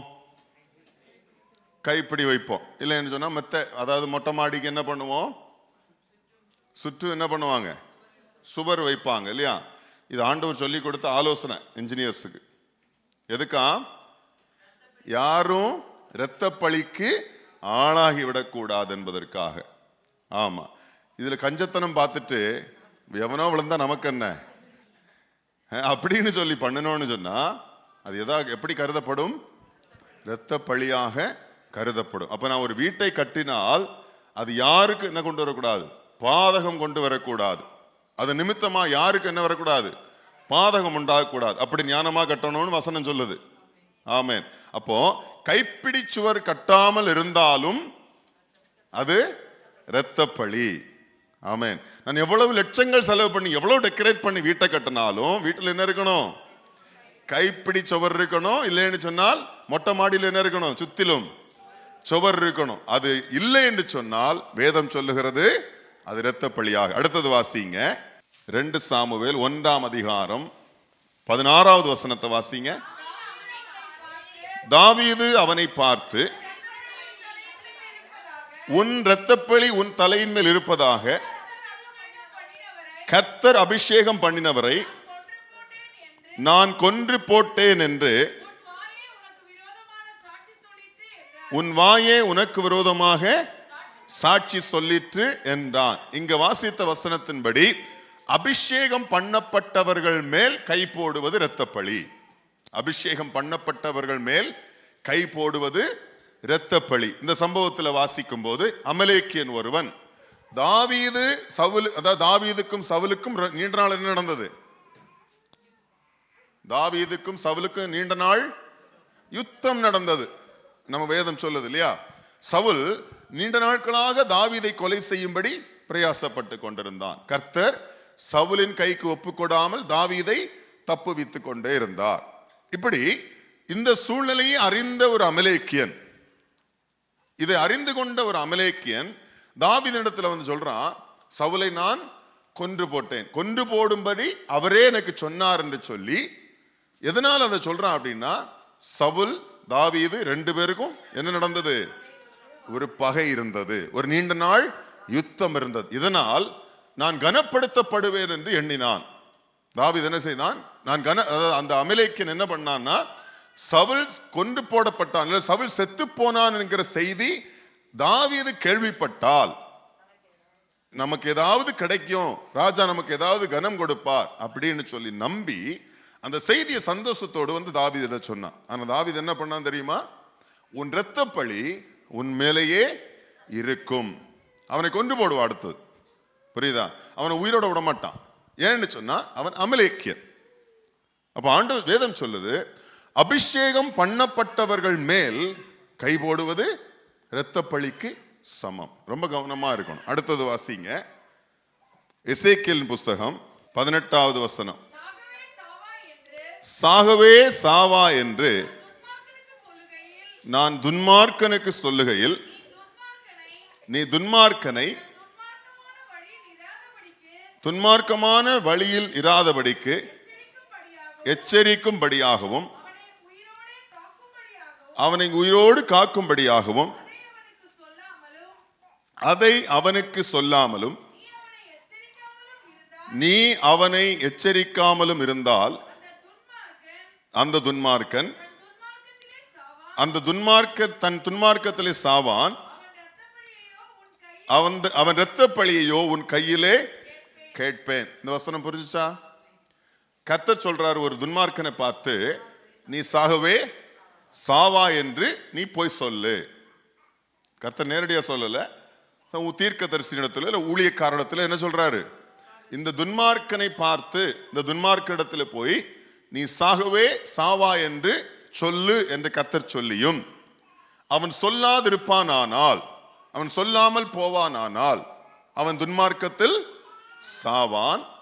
சொல்லாமல் விட்ட ஊழியக்காரனிடத்தில் ஆண்டவர் என்ன கேட்பாரா? இரத்த பழியை கேட்பேர் என்று கர்த்தர் சொல்லுகிறார். ஹல்லேலூயா. ஒருவர் பாவம் பண்ணும் போது, ஒருவர் தீங்கு செய்யும் போது, இல்லை துன்மார்க்கமான கிரியைகள் செய்யும் போது அதை கண்டித்து சொல்ல வேண்டிய ஊழியக்காரர்கள், இல்லை என்றால் ஆவிக்குரியவர்கள் அதை சொல்லாமல் போனால், ஹல்லேலூயா, அவன் செத்துருவான், துன்மார்க்கத்தில் செத்து போயிடுவான். சொல்லாமல் விட்ட நம்மேல் என்ன உண்டாகும்? இரத்த பழி. இப்ப நீங்க அந்த வசனத்தின்படி துன்மார்க்கணத்தில் நம்ம எதுவும் சொல்ல வேண்டாம். இப்போ உலக பிரகாரமாய் உலகத்தில் பார்க்கிற போது ஏராளமான துன்மார்க்கமான வாழ்க்கை ஜீவனம் பண்ணுகிற ஜனங்கள் இருக்காங்க. வேதம் சொல்லுகிறது துன்மார்க்கனுடைய முடிவு என்னது? மரணம். இல்லையா? துன்மார்க்கனுடைய முடிவு மரணம், பாவத்தின் சம்பளம் மரணம். இப்ப பாவத்தில் இருக்கிற ஜனங்களை பார்த்து உங்களுக்கு உங்க பாவத்துக்கு சம்பளம் மரணம் என்று சொல்லி, நீங்கள் மனம் திரும்பினால் உங்களுக்கு நித்திய ஜீவன் என்று சொல்லி உங்களுக்கு தெரியும். அப்படித்தானே? இப்ப நம்ம கூட பாவத்தில் இருக்கிறாங்க, ஒரு சிலர் பாவம் செய்து கொண்டே இருக்கிறாங்க, துன்மார்க்கமாய் ஜீவனம் பண்ணுகிறார்கள். உங்களுக்கு தெரியும் அவங்களுடைய முடிவு என்னன்னு. அப்படித்தானே? நீங்க மனம் திரும்பி ரட்சிக்கப்பட்டது நிமித்தமாக உங்களுடைய முடிவு உங்களுக்கு என்னன்னு தெரியும். வேதம் சொல்லுது, அவரை விசுவாசிக்கிறவனோ அவன் கெட்டு போகாமல் நித்திய ஜீவன் உண்டு. அப்போ நாம் விசுவாசித்து மனம் திரும்பி ரட்சிக்கப்பட்டது நிமித்தமாக எனக்கு நித்திய ஜீவன் உண்டு, எனக்கு நித்திய ஜீவன் உண்டு என்று உங்களுக்கு தெரியும். உங்களுக்கு நித்திய ஜீவன் உண்டு என்று உங்களுக்கு தெரியும். உங்களோடு கூட இருக்கிற துன்மார்க்கனுக்கோ இல்லை பாவிக்கோ அவனுடைய முடிவும் உங்களுக்கு தெரியும். அப்ப நம்ம என்ன செய்யணும்? என்ன செய்யணும்? நீ சாகவே சாவா என்று சொல்லணும். உன் துன்மார்க்கத்தில் நீ சாவாய், உன் பாவத்தின் சம்பளம் உனக்கு மரணம் என்று நீங்க சொல்லிதான் ஆகணும். சொல்லாமல் போனால், அல்லேலூயா, நீங்க சொல்லாமல் போனால் அந்த இரத்த பழியை கர்த்தர் நம்மிடத்தில் கேட்பார். அல்லேலூயா. நான் ரட்சிக்கப்பட்டிருக்கிறேன், மனம் திரும்பி இருக்கேன், இயேசு விசுவாசிக்கிறேன், அதனால் நியாய தீர்ப்புக்கு தப்பிவிட முடியுமா? இல்ல. நான் மனம் திரும்பினதை நான் பெற்றுக்கொண்ட மனம் திரும்புதலையும் ரட்சிப்பையும் துன்மார்க்கமான ஜீவனம் பண்ணுகிறவர்களுக்கும் சொல்லணும். அதுதான் சுவிசேஷம். ஆமென். சுவிசேஷம் சொல்ல வேண்டும். நமக்கு தெரிந்தவர்களுக்கு, நம் கூட இருக்கிறவர்களுக்கு சுவிசேஷத்தை சொல்ல வேண்டும். சுவிசேஷம் மாத்திரமே ஒருவருக்கு ஜீவனை கொடுக்கும். புரியுதா? வேதம் சொல்லுது, நீ சாகவே சாவா என்று சொல்லும்படி சொல்லியும் நீ சொல்லாமல் போனால் அந்த இரத்தப்பழி உன்மேல் கேட்கப்படும். அடுத்தது வாசிங்க, 20வது வசனம் அதே அதிகாரத்தில் 20வது வசனத்துல, அப்படியே நீதிமான் தன் நீதியை விட்டு திரும்பி நீதிகேடு செய்யும் போதும் நான் அவன் முன் இடரலை வைக்கும் போதும் அவன் சாவான். நீ அவனை எச்சரிக்காதபடியினாலே அவன் தன் பாவத்திலே சாவான். அவன் செய்த நீதிகள் நினைக்கப்படுவதில்லை. அவனுடைய இரத்த பழியையோ உன் கையிலே கேட்பேன். இப்ப யாரு பாவம் செய்தால்? நீதிமானே பாவம் செய்தால். நீதிமான் ஒரு அநீதியான காரியங்களை செய்வான் என்று சொன்னால் நாம் என்ன செய்ய வேண்டும்? எச்சரிக்க வேண்டும். அவர்களுக்கு அதன் நீதிமான் பாவம் செய்தாலும் எவ்வளவு நாள் நீதி செய்தும் அவன் ஒரு நாள் நீதிகேடு செய்வான் என்று சொன்னால் வேதம் சொல்லுகிறது அவன் சாகவே சாவான். அப்ப நம்ம என்ன செய்யணுமா? அவனுக்கு எச்சரிக்க வேண்டும். எச்சரித்தாயானால் நீ இரத்தப்பழிக்கு நீங்களாகி போவாய். ஆனால் நீ எச்சரிக்காமல் போனால் அவன் அந்த துன்மார்க்கத்தில் சாவான், இரத்தப்பழியோ நம்மிடத்தில் கேட்கப்படும். ஆமென். அடுத்தது எசேக்கியேல் 18வது அதிகாரம் 13வது வசனத்தை வாசிங்க. வட்டிக்கு கொடுத்து பொலிசை வாங்கினால் அவன் பிழைப்பானோ? பிழைப்பதில்லை. எந்த எல்லா அருவருப்புகளையும் செய்தானே அவன் சாகவே சாவான். அவன் இரத்தப்பழி அவன் மேல் இருக்கும். கையை பிடிச்சு கேளுங்க, வட்டி கொடுக்குறீங்களா? நமக்கு வரக்கூடிய வருமானத்தை வட்டிக்கு கொடுக்க கூடாது. இன்னைக்கு இது எங்கிட்டே கேட்டிருக்காங்க. இயேசுவே சொல்லி இருக்கிறார்ல, நீ காசுக்காரன் போட்டு வச்சிருந்தா போதுமே, அதை நான் வட்டியும் முதலுமா வாங்கியிருப்பனே. அப்ப இயேசுவே வட்டி வாங்க தானே சொல்றார். இயேசுவே வட்டி வாங்குறாருல்ல, வாங்கியிருக்காருல்ல, வாங்க தானே சொல்றாரு அப்படின்னு சிலர் சொல்லியிருக்காங்க. இதையே காரணமா காட்டுவாங்க சிலர். புரியுதா? என்ன நினைக்கிறீங்க? உங்களுடைய அபிப்பிராயம்? இயேசு சொல்லி இருக்கிறார் இல்லையா, வட்டி வாங்க சொல்லி. அப்ப வாங்கிடலாமா? அப்ப அது என்ன, எதுக்காக சொன்னாரு? இப்போ எனக்கு தேவைகள் நிறைவேறிச்சு. நம்முடைய பேசிக் நீட்ஸ் என்னது? ஒருவேளை கடன் இருந்தால், ஒரு 5 லட்ச ரூபா 10 லட்ச ரூபா கடன் இருந்தா முதலாவது என்ன செய்யணும்? கடன் அடைக்கணும், முதல் லிஸ்ட். 2வது இடம் வாங்காம எங்க வீடை கட்டுறது? ஆகாயத்துல வீட்டை கட்டுவீங்க. 2வது என்ன பண்ணுவோம்? எங்கேயாவது ஒரு 5 சென்ட் இடத்த வாங்கணும். 2வது லிஸ்ட். வாங்கின இடத்துல ஒரு வீட்டை கட்டணும். 10 வருஷம் காலி. புரியுதா? ஒரு வீட்டை கட்டணும் எதிர்பார்ப்பு. அதுக்கு அடுத்து என்ன செய்வோம்? கார் வாங்கணும். இல்ல பிராக்டிக்கலா அவ்வளவுதான். அடுத்த லிஸ்ட் என்னது? எப்படியாவது ஒரு கல்யாணத்தை பண்ணிடணும். அடுத்தது இப்படி லிஸ்ட் போயிட்டே இருக்கும் போல இருக்கு. ஒரு பேசிக்கா நமக்கு இவ்வளவுதான் நம்முடைய எதிர்பார்ப்பு. இதுக்கு மேல இதை ஒரு 10 வருஷத்தை நீங்க நிறைவேற்றிங்க வைப்போம் இல்லையா? கடினமா உழைக்கிறோம், கர்த்தர் நம்முடைய உழைப்பின் பலனை ஆசீர்வதிக்கிறார். நமக்கு தேவைகள் எல்லாம் கொஞ்சம் கொஞ்சமா என்ன செய்யுது? சந்திக்கப்படுகிறது. இது வரைக்கும் முடிச்சதுக்கு பிற்பாடு இப்போ அடுத்தது நம்ம என்ன செய்யறோம்? தொடர்ந்து வேலைக்கு போறோம். வேலைக்கு போகும்போது கொஞ்சம் கொஞ்சமா நம்முடைய பேலன்ஸ் என்ன செய்யுது? ஸ்டெப்பா ஏறுது. கூட இருக்கிறவங்க, இல்லைன்னா நம்ம வீட்டில் உள்ளவங்க, இல்லை கணவனோ மனைவியோ, அதான் கொஞ்சம் இருக்குல்ல, என்ன செய்வோம்? 1 லட்சம் கொடுத்தா 1,10,000 அடுத்த மாதம் தருவாங்களாம். 2 லட்சம் கொடுத்தா 2,20,000 2 மாதத்துக்கு தருவாங்களாம். இப்படின்னு சொல்லி யாராவது சொல்லுவாங்க. புரியுதா? நமக்கு என்ன தோணும்? பேங்க்ல தானே கிடக்கு, சும்மா தானே இருக்கு. அதில் சிலர் அவங்க ஆஃபர் கொடுப்பாங்க. 1% வட்டி, 2% வட்டி. இன்னைக்கு நம்ம ஊர்ல சின்ன வட்டினா என்ன, எத்தனை % சொல்லுங்க பார்ப்போம்? சின்ன வட்டி, குறைஞ்ச வட்டி 3, அப்படிதானே? இல்லை, அதெல்லாம் அநியாய வட்டி. மினிமம் வட்டி சொல்லுவோமே, 3 பைசா வட்டின்னா 1 to 3%. அப்போ சொல்லுவாங்க, நம்ம அநியாய வட்டியெல்லாம் வாங்க வேணாங்க, ஒரு 3% வச்சுக்குவோம். இல்லை உங்களுக்கு வேண்டாம் எங்களுக்கு வேண்டாம், 2 வச்சுக்குவோம். அவன் பார்த்தீங்கன்னா பக்கத்து வீட்டில் 10 பைசா வாங்குறானா. நீங்கள் அவ்வளோ வாங்குறீங்க, நம்ம 2 தானே வாங்குறோம். அதனால இதுக்கு நியாயம் சொல்றது. நம்ம கொடுக்கக்கூடிய வட்டிக்கு நியாயம் சொல்றது. இதை கேட்டு சிலர் என்ன செய்வாங்க, வட்டி கொடுக்கறது. வரும்போது நல்ல அழகா வரும். வட்டி வரும்போது எப்படி இருக்கும், வட்டி காசு வரும்போது எப்படி இருக்கும், ரொம்ப சந்தோஷமா இருக்கும். ஏன்னா 1 லட்சம் கொடுத்தீங்க, 1 மாசத்துல 10,000 வந்துருச்சு. 2 லட்சம் கொடுத்தீங்க, 2 மாசத்துல அது டபுள் ஆகி 40 வந்துருச்சு. இப்போ பெருக பெருக சந்தோஷம் வந்துச்சு. ஆண்டவர் சொல்றாரு, அது பெருக பெருக இரத்த பழியும் பெருகிட்டே இருக்கும். புரியுதா? இது பார்க்கறதுக்கும் கேட்கறதுக்கும் இன்பமா இருக்கும். அதே நேரத்தில் ஆண்டவர் அங்க கணக்கு வச்சுட்டே இருப்பார். புரியுதா? வேதம் சொல்லுது, வட்டிக்கு உங்க பணத்தை என்ன செய்யாதீங்க, கொடுக்காதீங்க. இயேசு சொன்னது என்ன அப்படின்னா, பேங்க்ல போட்டு வைங்கன்னு சொன்னார். புரியுதா? காசுக்காரன் கையில கொடுத்து வச்சிருது. இப்போ நீங்க உங்க மணியை, உங்களுடைய காசை நீங்க பேங்க்ல போடுறீங்க இல்லையா? போட்டிருக்கீங்களா? ஃபிக்ஸட் டெபாசிட்ல வச்சிருப்பீங்க, இல்லை பல டெபாசிட்ல வச்சிருப்பீங்க. சரி, வச்சிருக்கீங்க இல்லையா? வச்சிருப்போன்னு வச்சுப்போமே. ஒரு லட்சம் ரூபாய் நீங்க போட்டு வச்சிருக்கீங்கன்னா 1 வருஷத்துக்கு பிற்பாடு பேங்க் ஒரு சம் அமௌண்ட் கொடுக்கும். அப்படித்தானே? கொடுக்குமா கொடுக்காதா? நீங்க கேட்டீங்களா? நீங்க 5% எனக்கு தரணும், 10% எனக்கு தரணும், நான் உங்க பேங்க்ல 1 லட்ச ரூபாய் வச்சிருக்கிறதுனால எனக்கு இவ்வளவு நீங்க கொடுக்கணும் அப்படி நீங்க கேட்டீங்களா? இல்லை. உங்க மணியை நீங்க சேவ் பண்ணணும்னு நினைச்சீங்க. அதுக்கு லீகலா இருக்கிறது பேங்க். அப்படிதானே? அந்த பேங்க்ல நீங்க என்ன பண்ணீங்க, உங்க காசை போட்டு வச்சீங்க.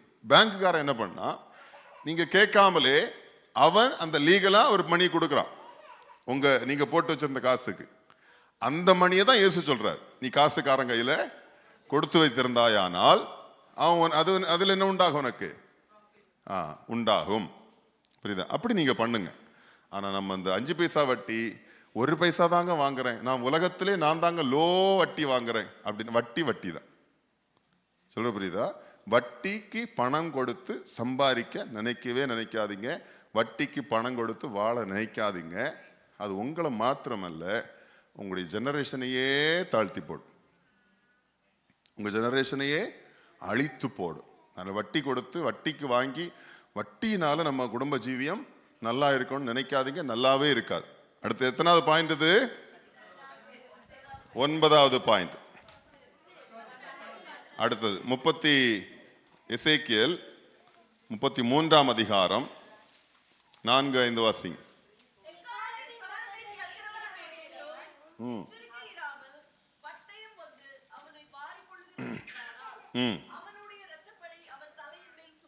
அவனுடைய இரத்தப்பழி அவன் தலையின் மேல் சுமரும். எக்காலத்தின் சத்தத்தை கேட்டும் எச்சரிக்கையா இருக்கவில்லை. அவனுடைய இரத்தப்பழி அவன் பேரிலே சுமரும். எச்சரிக்கையா இருக்கிறவனோ தன் ஜீவனை தப்புவித்துக் கொள்ளுவான். அதாவது எக்கால சத்தம் எங்கே கேட்கப்படும், எதற்காக கேட்கப்படும்? எக்காலம் துணிக்கும் என்று சொல்லி ஆண்டவர் வேதத்தில் சொல்லி வச்சிருக்கிறார். அது ஒரு எச்சரிப்பு தானே? எக்காலம் துணிக்கும் என்று சொல்லி ஆண்டவர் சொல்லி இருக்கிறார், அது ஒரு எச்சரிப்பு தானே? எத்தனை பேர் அந்த எச்சரிப்பை நீங்க கேட்டுட்டு இருக்கீங்க? அந்த எச்சரிப்பு எப்போ வரும்னு எதிர்பார்த்துட்டு இருக்கிறீங்க? அந்த எச்சரிப்புக்காக இல்லை, அந்த எக்கால சத்தத்துக்காக எத்தனை பேர் ஆவலோடு காத்திருக்கிறீங்க? எத்தனை பேர் எச்சரிக்கையா இருக்கீங்க? என்னைக்கோ ஒரு நாள், திடீர்னு ஒரு நாள் அந்த எக்கால சத்தம் கேட்கும். ஹல்லேலூயா. அந்த எக்கால சத்தத்துக்காக நாம் எச்சரிக்கையா இராவிட்டால், நாம் ஆயத்தமா இராவிட்டால் கைவிடப்படுவோம். புரியுதா? அதுக்கப்புறம் மார்பில் அடிச்சு அழுது ஒரு பிரயோஜனமும் இல்லை. ஆண்டவர் சொல்றாரு, உனக்கு நான் ஏற்கனவே எச்சரிக்கையாக சொல்லி இருக்கிறேன், நீ என்ன செய்யல, எச்சரிக்கையா இருக்கல. அது இரத்தப்பழி ஆண்டவர் மேல வராது, நம்ம மேலதான் வரும். ஹல்லேலூயா. ஒரு நாள் எக்கால சத்தம் தொனிக்கும். நமக்கு ஆண்டவர் தெளிவாக எழுதி வைத்திருக்கிறார். அப்பொழுது கிறிஸ்துவுக்குள் மரித்தவர்கள் முதலாவது எழுந்திருப்பார்கள், உயிரோடு இருக்கிற நாமும் மறுரூபமாக்கப்பட்டு என்றென்றைக்கும் அவரோடு கூட இருக்கும்படி எடுத்துக்கொள்ளப்படும். ஹல்லேலூயா. அப்ப எக்கால சத்தத்துக்காக எச்சரிக்கையாக இருங்க. ஆமென். இப்ப எத்தனை பாயிண்ட் நம்ம இதுவரைக்கும் சில எதெல்லாம் இரத்தப்பழி அப்படின்னு சொல்லி பார்த்துட்டு இருக்கிறோம் இல்லையா? மத்தேயு 27ஆம் அதிகாரம் 25ஆம் வசனத்தை வாசி. அதற்கு ஜனங்கள் எல்லாரும், இவனுடைய இரத்தப்பழி எங்கள் மேலும் எங்கள் பிள்ளைகள் மேலும் இருப்பதாக என்று சொன்னார்கள். இது நமக்கு எல்லாருக்கும் தெரியும் இல்லையா? இயேசுவை பிடித்து கொண்டு பிலாத்துவினிடத்துல கொண்டு வந்திருக்கிறாங்க. பிலாத்து என்ன சொல்றாரு? இவரிடத்தில் நான் ஒரு குற்றத்தையும் காணவில்லை, இவரை தண்டித்து விடுதலை ஆக்குவேன் அப்படின்னு சொல்றாரு. ஆனா ஜனங்கள் என்ன செய்யல, அதை விரும்பல. இவரை என்ன செய்யணும்? சிலுவையில் அறையும், சிலுவையில் அறையும் என்று சொல்லி சத்தம் அதிகமா சத்தம் விட்டான்.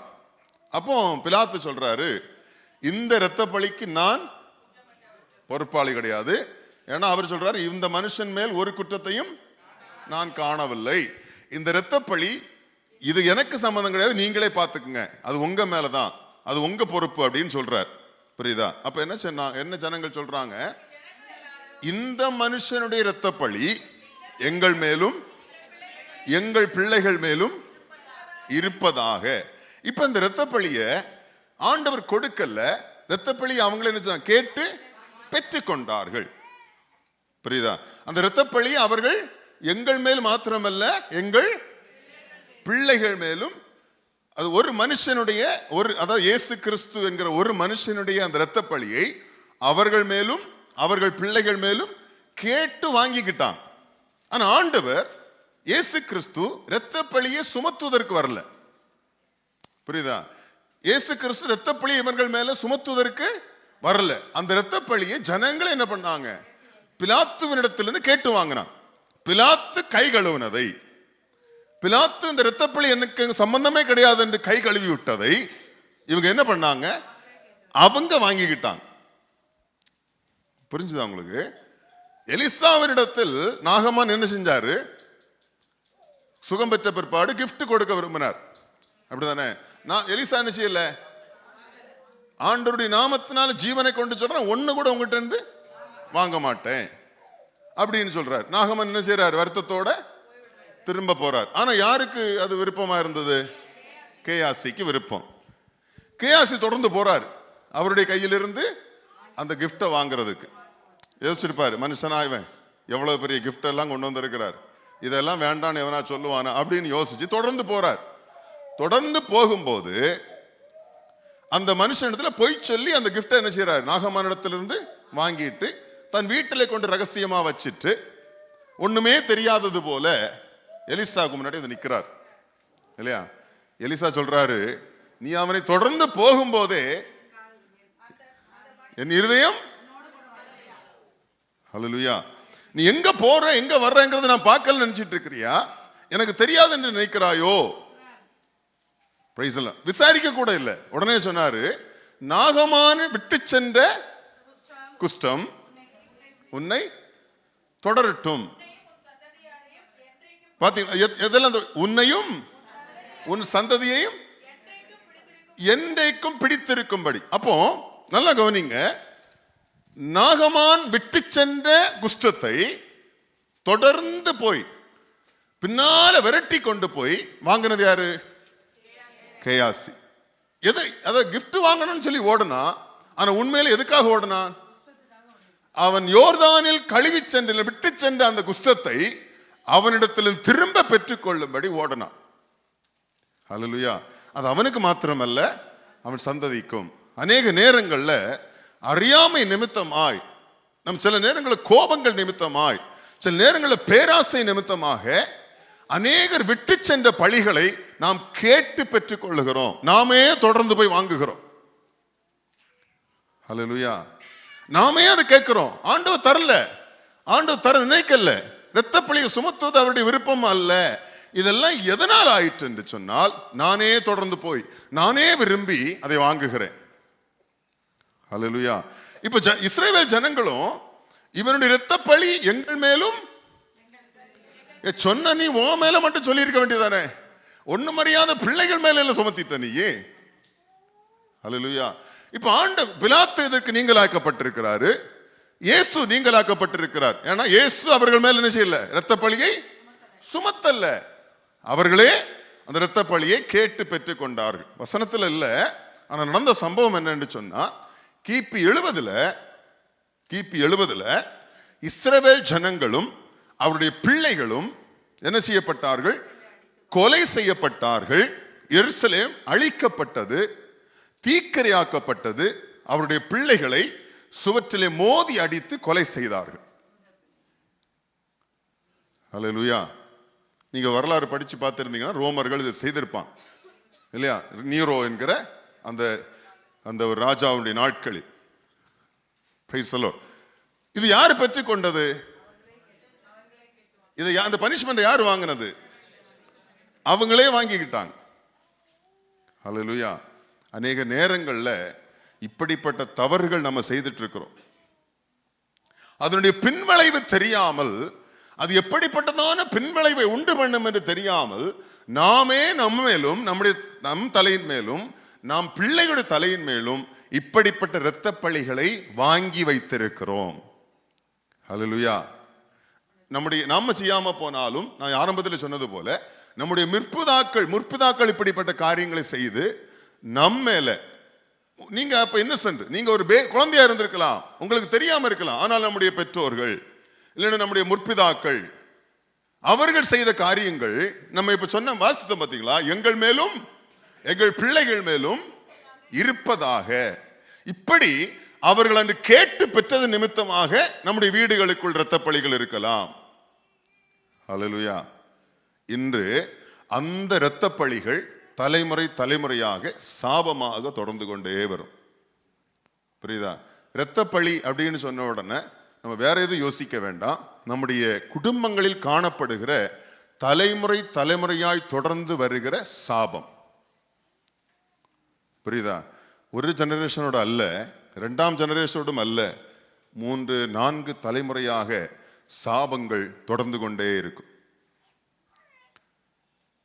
ஒரு பிரசங்கியார் சொன்னது ரொம்ப வருஷத்துக்கு முன்னாடி, ஒரு வீட்டில் ஒரு ஏழையானவருக்கு ஒரு மாடு இருந்துச்சான். இன்னைக்கு ஓரளவு கேட்டிருக்கலாம். இந்த பண்ணையாருடைய வயல்வெளியில ஒரு நாள் அந்த மாடு வந்து மேய்ஞ்சி வயல்வெளியை கொஞ்சம் நாசம் பண்ணிருச்சு போல. ஏதோ கயிறு அத்துட்டோ எப்படியோ. இந்த பண்ணையாருக்கு 4 பிள்ளைகள் உண்டாம், 4 பசங்க. இந்த 4 பசங்களும் பண்ணையார் 5 பேர் சேர்த்து அந்த மாட்டை, பசுமாட்டை உயிரோடைய வச்சு தோல் உரிச்சிட்டாங்க. தோல் உரிச்சு கொன்று இருக்கிறாங்க. இந்த பிள்ளைகளுக்கு, அதாவது கொன்று போட்டாங்க 4 பசங்க, இவங்களுக்கு திருமணமாச்சு. குழந்தைகள் பிறக்க ஆரம்பித்தார்கள். பிறக்கிற எல்லா குழந்தையும் மாட்டுக்காலோட பிறந்துதான். யோசிச்சு பாருங்க, நடந்த சம்பவம், கதை இல்லை. அவங்களுக்கு பிறக்கக்கூடிய பேர பிள்ளைகள் எல்லாம் மாட்டுக்காலோட பிறக்குமா. ஆனா இவங்களுக்கு தெரியல இது ஏன் இப்படி நடக்குது. ஒரு குழந்தை பிறந்தா பெருசா எடுத்துக்க மாட்டோம், ஐயோ ஏதோ ஆயிப்போச்சு. 2வது குழந்தை, 3வது குழந்தை, இப்படி குழந்தைகள் பிறக்க அது மாட்டுக்காலோட பிறந்திருக்கு. அப்புறம் தான் விசாரிச்சு பார்த்தா அவங்க இது மாதிரி ஒரு சம்பவத்தை செஞ்சிருக்கிறான் ரகசியமாக. புரியுதா நான் என்ன சொல்ல வரேன்னு? புரியுதா? ஒரு மிருகத்துக்காக கர்த்தர் என்ன பண்ணாரு? இது சாபம். அப்ப கொஞ்சம் யோசிச்சு பாருங்க. ஒரு மிருகம் இப்படி சித்திரவதை செய்து கொல்லப்பட்டதற்கே கர்த்தர் பழி வாங்கி இருப்பாரானால், நம்ம யோசிச்சு பார்க்கலாம். ஒரு சாதாரண 5 அறிவுள்ள ஒரு மிருகம், இதெல்லாமா பாவம், இதெல்லாமா இரத்த பழி இப்படின்னு சொல்லி நம்ம யோசிக்கலாம். நான் என்ன சொல்ல வரேன்? ஒரு மிருகத்துக்கே இப்படி கர்த்தர் கணக்கு வைத்து தலைமுறைகள் தோறும் அதை தொடர பண்ணியிருப்பார். ஆனால் அப்ப மனுஷங்களுக்கு விரோதமாய் செய்யப்படுகிற பாவத்துக்கு எவ்வளவு கர்த்தர் கணக்கு கேட்க மாட்டார், கேட்காம இருப்பார். புரியுதா உங்களுக்கு சொல்லக்கூடிய அந்த பாயிண்ட்? புரியுதா?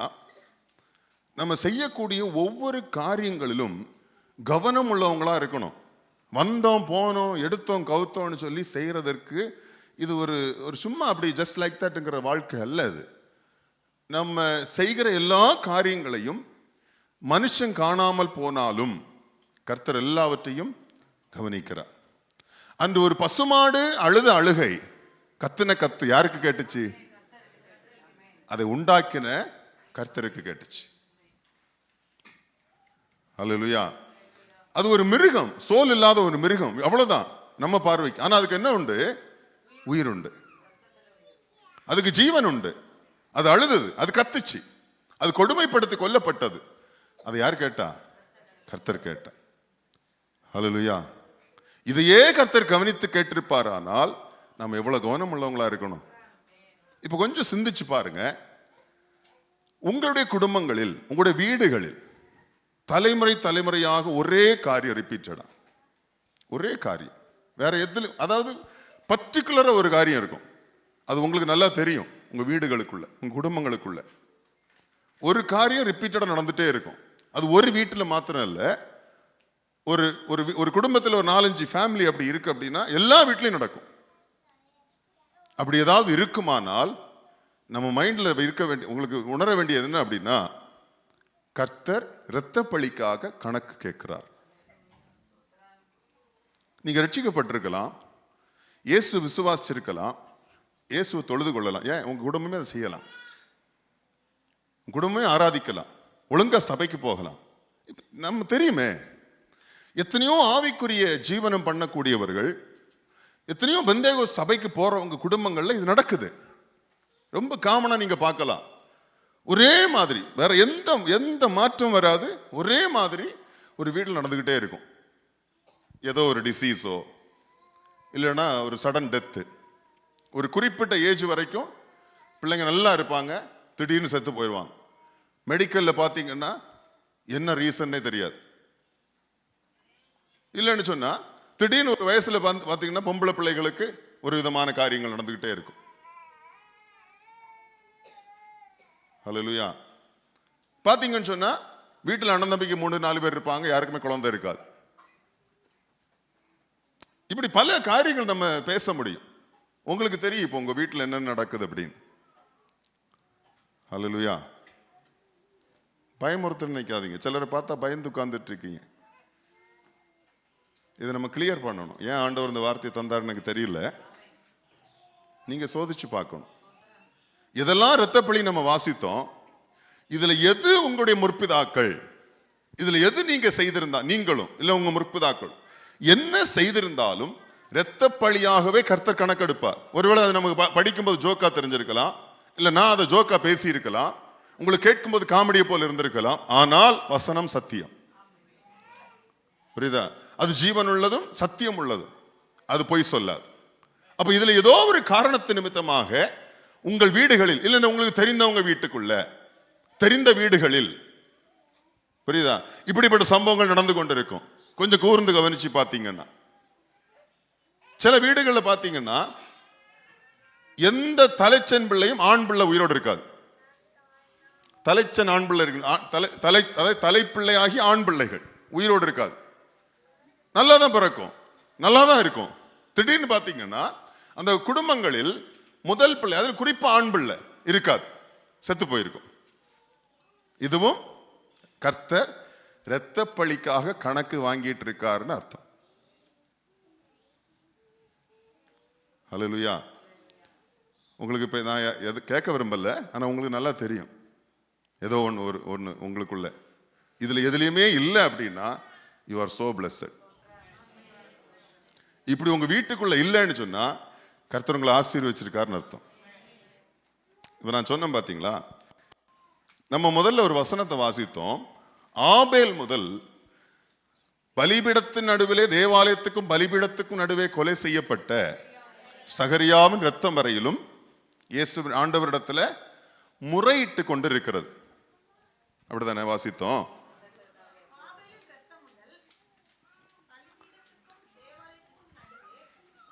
முறையிட்டு கொண்டிருக்கிறது.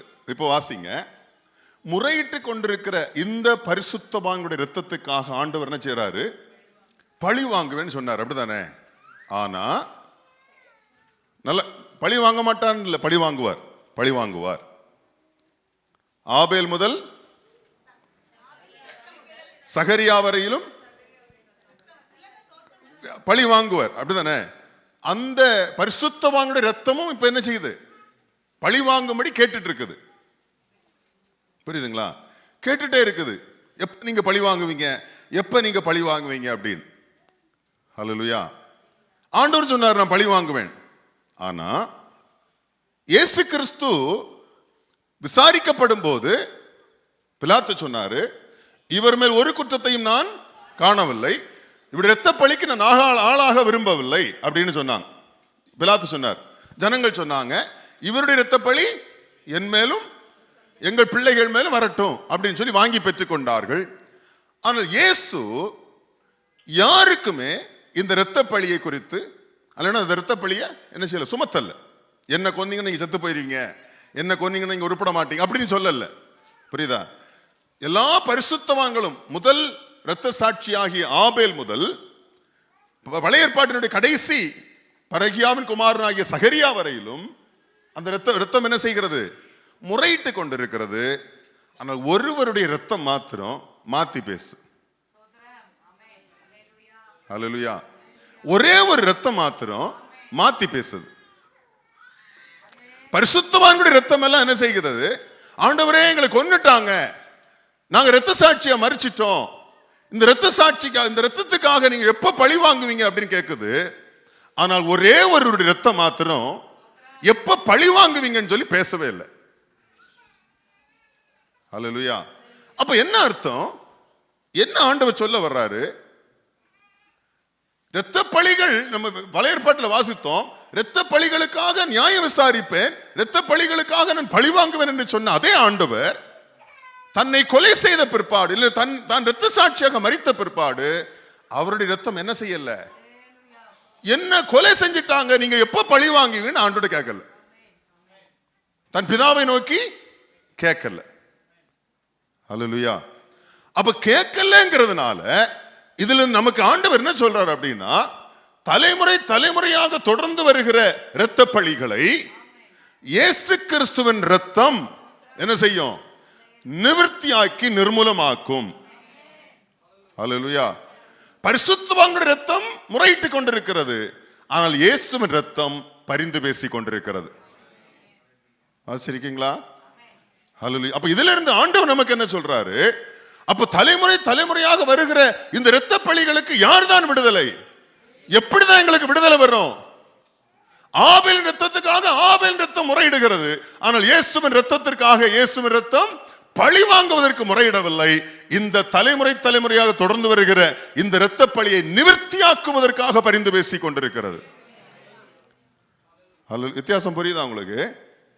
உங்களுக்கு புரிஞ்சு? அப்போ நீங்க யோசிக்கலாம், நாங்க பல ஜெனரேஷனாக, நீங்க செய்யல, உங்க மூதாதையர்கள், உங்க முற்பிதாக்கள், உங்க பெற்றோர் ஏதோ செஞ்சுட்டாங்க, எங்கள் மேல எங்கள் பிள்ளைகள் மேல வரட்டும் சொல்லிட்டாங்க, பழிகளை சேர்த்துட்டாங்க. இது இப்ப எங்க தலைமுறை தலைமுறையா வந்துட்டு இருக்குது. யார் இதை விடுதலையாக்குறது? எப்படி விடுதலையாக்க முடியும்? யார் எங்களை விடுவிப்பார்கள்? ஆபேல் இடத்துல போனா கிடைக்குமோ? கிடைக்காது. ஆபேல் ரத்தம் என்ன செய்யுது, முறையிட்டு கொண்டிருக்கிறது. அப்ப யார்கிட்ட போனா விடுதலை? இயேசு கிறிஸ்துவிடத்துல போனா மாத்திரம்தான் விடுதலை. ஹல்லேலூயா. புரியுதா? ஒரு வசனத்தை வாசிங்க, 21வது அதிகாரம் உபாகமம் 1 வாசிங்க.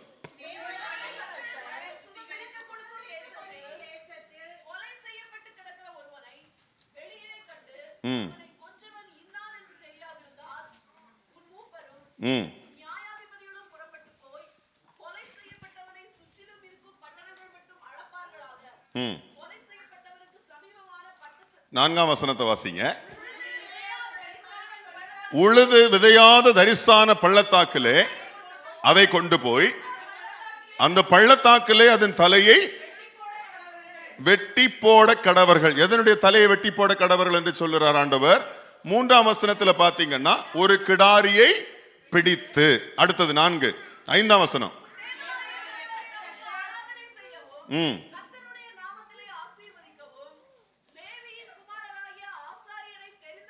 6ஆம் வசனத்தை வாசிங்க. கொலை செய்யப்பட்டவனுக்கு சமீபமான பட்டணத்தின் மூப்பர் எல்லாரும் பள்ளத்தாக்கிலே தலை வெட்டப்பட்ட கிடாரியின் மேல் தங்கள் கைகளை கழுவி, எங்கள் கைகள் அந்த இரத்தத்தை சிந்தினதும் இல்லை, எங்கள் கண்கள் அதை கண்டதும் இல்லை. கர்த்தாவே, நீர் மீட்டுக்கொண்ட உமது ஜனமாகிய இஸ்ரவேலின் மேல் குற்றமில்லாத இரத்த பழியை சுமத்தாமல் உமது ஜனமாகி இஸ்ரவேலின் மேல் கிருபை உள்ளவராயிரும் என்று சொல்வார்களாக. அப்பொழுது இரத்த பழி அவர்களுக்கு நிவர்த்தியாகும். இப்படி கர்த்தரின் பார்வைக்கு செம்மையானது நீ செய்வாயாகில் குற்றமில்லாத இரத்தப்பழியை உன் நடுவில் இருந்து விலக்கி போடுவா. இங்கே குற்றமில்லாத இரத்தப்பழியை குறித்து நம்ம வாசித்தோம் இல்லையா? இதுவரையிலும் 10-11 பாயிண்ட் நம்ம பார்த்தோம். குற்றமுள்ள இரத்தப்பழி எதெல்லாம் செய்தா அது இரத்தப்பழியாக எண்ணப்படும். இந்த சம்பவத்துல குற்றமில்லாத இரத்தப்பழி அப்படின்னு சொன்னா, ஒரு பட்டணத்துக்குள்ள இல்ல ஒரு கிராமத்துக்குள்ள ஒரு செத்து கிடக்குறான். யாரு கொன்னாங்கன்னே தெரியல. இந்த பாவத்தை யாரு பண்ணாங்கன்னே தெரியல. ஆனால் அந்த ரத்தம் அந்த பூமியிலே இல்லை அந்த நிலத்திலே சிந்தப்பட்டபடியினால் அந்த நிலத்துக்கு என்ன உண்டு? இரத்த பழி உண்டு. அப்ப ஆண்டவர் சொல்றாரு, மூப்பர்களை வரவழைத்து, ஆசாரிகள் லேவியர்களை வரவழைத்து, ஒரு கிடாரியினுடைய தலையை வெட்டி அந்த கிடாரியினுடைய தலையின் மேல் மூப்பர்களும் ஆசாரிகளும் தலையை வைத்து என்ன செய்ய வேண்டும்? இந்த இரத்த பழி எங்களுக்கு சம்பந்தம் இல்லை என்று சொல்ல வேண்டும். புரியுதா? அப்போ குற்றமில்லாத இந்த இரத்த பழி கூட உங்களுக்கு என்ன செய்யாது? பலிக்காது அப்படின்னு சொல்றாரு ஆண்டவர். புரிஞ்சிருச்சா? இந்த சம்பவம் குற்றமில்லாத குற்றமற்ற இரத்தப்பழி. இந்த பூமியிலே ரத்தம் சிந்தப்பட்டது, ஆனா யார் செஞ்சாங்கன்னு தெரியல. இந்த நிவாரணத்தை செய்யாத வரையிலும், இந்த கிடாரியை தரித்து தலையை துண்டித்து அதன் தலையின் மேல் கைகளை வைத்து நீங்கள் அந்த பிராயச்சித்தம் செய்யாத வரையிலும், நீங்களே பாவம் பண்ணலனாலும் அந்த இரத்தப்பழி உங்க மேலதான் இருக்கும். அதான் அதனுடைய மீனிங். புரியுதா? இப்போ கிடாரினுடைய தலையின் மேல் கைகளை வைத்து இந்த இரத்தப்பழி எங்களுக்கும் சம்பந்தே கிடையாது என்று சொல்லும் போது, ஆண்டவர் அந்த இரத்தப்பழியை உங்கள் மேல் சுமத்த மாட்டார். அப்ப வேதம் என்ன சொல்லுது? குற்றமுள்ள இரத்தப்பழியோ குற்றமற்ற இரத்தப்பழியோ ரெண்டு இரத்தப்பழிக்கும் யார் தான் நமக்கு சொல்யூஷன்? இயேசு மாத்திரமே. பழைய ஏற்பாடு நம்ம வாசித்தோம், இரத்தப்பழிக்கு பழி வாங்குவேன் கர்த்தர் சொன்னாரு. ஆனா இயேசு வந்த போது தம்முடைய இரத்த பழிக்காக அவர் என்ன செய்யல? பழி வாங்கல. ஹல்லேலூயா. அப்போ குற்றமுள்ள இரத்த பழிக்கும் இயேசு என்ன செய்யல? பழி வாங்கல. பழி வாங்கப்பட்டது ஜனங்கள் அவர்களாகவே கேட்டு பெற்றுக் கொண்டார்கள். மாத்தி யோசிக்க கூடாது. புரியுதா? அவர்களாகவே கேட்டு பெற்றுக் கொண்டார்கள். இயேசுவின் ரத்தம் பழி வாங்கவில்லை. இயேசுவின் ரத்தம் இன்னைக்கு வரைக்கும் என்ன கொன்னுட்டாங்க, இவங்களுக்கு நீங்க என்ன நியாய தீர்ப்பு செய்ய போறீங்கன்னு கேட்கவும் இல்லை. புரியுதா? அப்ப இயேசுவின் ரத்தம் குற்றமுள்ள இரத்த பழியையும் குற்றமற்ற இரத்த பழியையும் எல்லாவற்றையும், அறிந்து செய்த பாவமும் அறியாமல் செய்த பாவம் ஆயினும் எல்லா பாவத்தையும் அவர் நம்மை விட்டு நீக்கி நம்மை சுத்திகரிப்பதற்கு அவர் உண்மை உள்ளவர். ஹல்லேலூயா. ஒரு சில வசனங்களை வாசிக்க விரும்புகிறேன். வாசிங்க. 1 யோவான் 1ஆம் அதிகாரம் 7ஆம் வசனத்தை வாசிங்க.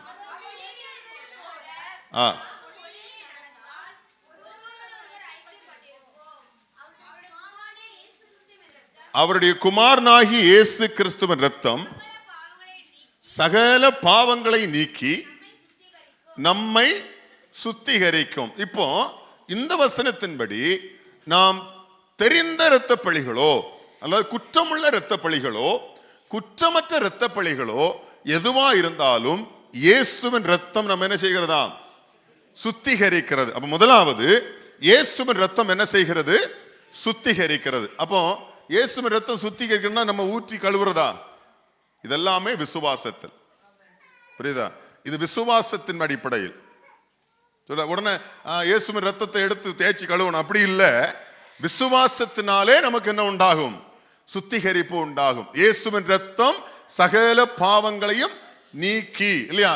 இயேசுவின் ரத்தம் சகல பாவங்களை நீக்கி நம்மை சுத்திகரிக்கும். எதெல்லாம் பாவம்?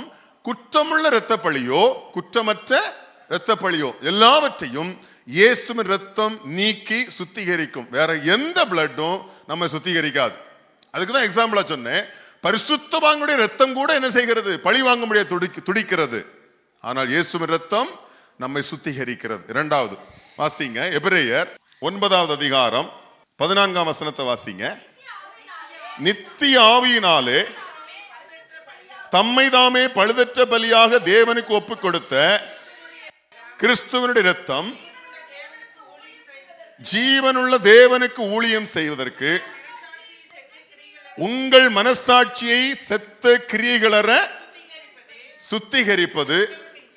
ஆமா. இப்போ இரண்டாவது மனசாட்சியை சுத்திகரிக்கிறது. ஹல்லேலூயா.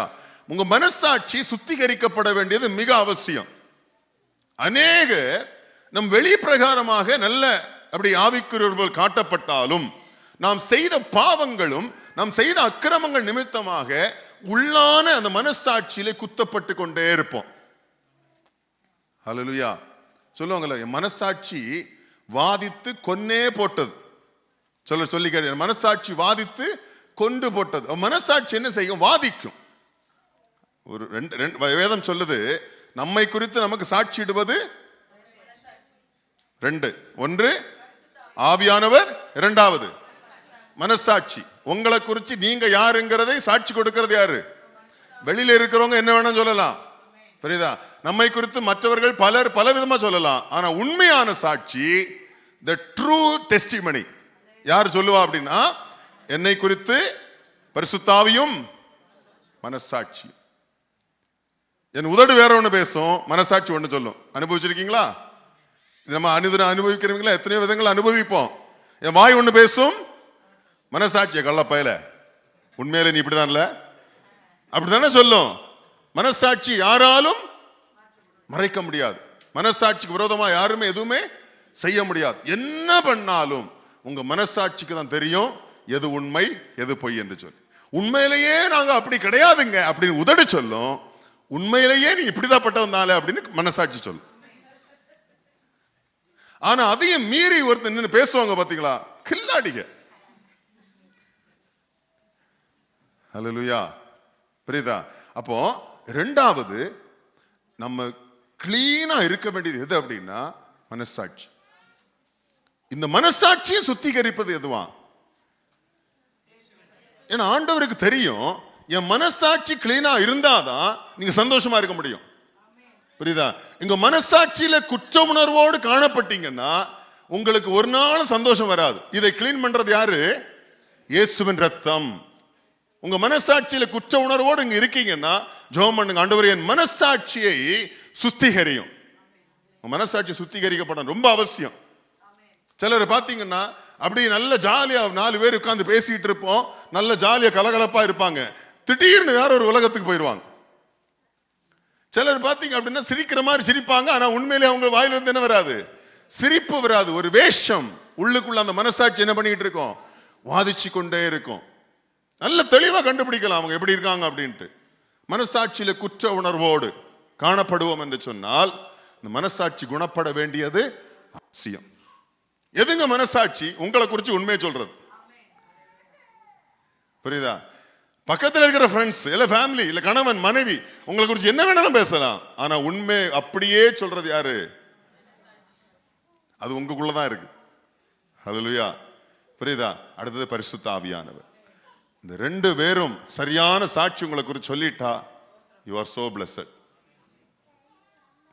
புரியுதா? நீங்க ஆசீர்வதிக்கப்பட்டவங்க. நீங்க உண்மையிலேயே ஆவிக்குரிய சந்தோஷத்தை நீங்க அனுபவிப்பீங்க. கர்த்தருக்குள்ளான சந்தோஷத்தை நீங்க அனுபவிப்பீங்க. அந்த சந்தோஷம் உங்களுக்கு நிச்சயமா உண்டாகும். எப்பொழுதும் சந்தோஷமா இருக்கலாம். மனசாட்சி கிளீனா இருந்தா எப்பொழுதும் சந்தோஷமா இருக்கலாம். ஆவியானவர் உங்களை குறித்து சாட்சி கொடுத்தா. அடுத்தது 3வது, அதே 9ஆம் அதிகாரம் 7ஆம் வசனம். பிரதான ஆசாரியன் மாத்திரம் வருஷத்துக்கு ஒரு தரம் இரத்தத்தோட பிரவேசித்து அந்த இரத்தத்தை தனக்காகவும் ஜனங்களுடைய தப்பிதங்களுக்காகவும் செலுத்துவான். இது சம்பவம் நமக்கு தெரியும். பாவ நிவர்த்திக்கென்று பிரதான ஆசாரியன் பரிசுத்த மகா பரிசுத்த ஸ்தலத்தில் பிரவேசிப்பான். புரியுதா? அப்படின்னா 3வது பாயிண்ட், இயேசு கிறிஸ்துவின் இரத்தம் பாவத்தை நிவர்த்தியாக்கும். 3வது பாயிண்ட் என்னது? இயேசு கிறிஸ்துவின் இரத்தம் பாவத்தை நிவர்த்தியாக்கும். 4வது எபிரேயர் 12ஆம் அதிகாரம் 24.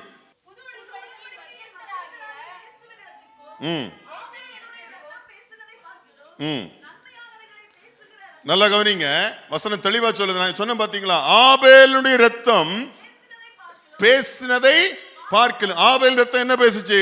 ஆண்டவரே எங்க ரத்த பலிக்காக எப்பொழுது பலி. ஆனா இயேசுவின் ரத்தம் ஆபேலின் ரத்தம் பேசினதை பார்க்கலாம் நன்மையானவைகளை பேசுகிற ரத்தமாகிய தெளிக்கப்படும் ரத்தத்தின் இடத்திற்கும் வந்து சேர்ந்தீர்கள். அப்படின்னு சொன்னா இயேசு கிறிஸ்துவின் ரத்தம் நமக்காக பரிந்து பேசும். நாம் பாவம் செய்துட்டோம் அப்படின்னு சொல்லி இயேசுவினிடத்தில் போய் அறிக்கை செய்தோமானால் அவர், ஆண்டவரே இதை தெரியாம பண்ணிருச்சிக, தெரிஞ்சு பண்ணிருச்சிக அப்படின்னு சொல்லி இந்த குற்றத்தை இவர்கள் மேல் சுமத்தாதிரும் என்று சொல்லி என்ன செய்யுமா? இயேசுவின் ரத்தம் பரிந்து பேசும். ஆனா ஆபேல் ரத்தம் என்ன பேசும்? ஆண்டவரே எங்கள் இரத்தத்துக்காக எப்பொழுது பழி வாங்குவீர்கள். இயேசுவின் ரத்தம் என்ன செய்யும்? பரிந்து பேசும். அடுத்தது வாசிங்க, எபிரேயர் 11:28.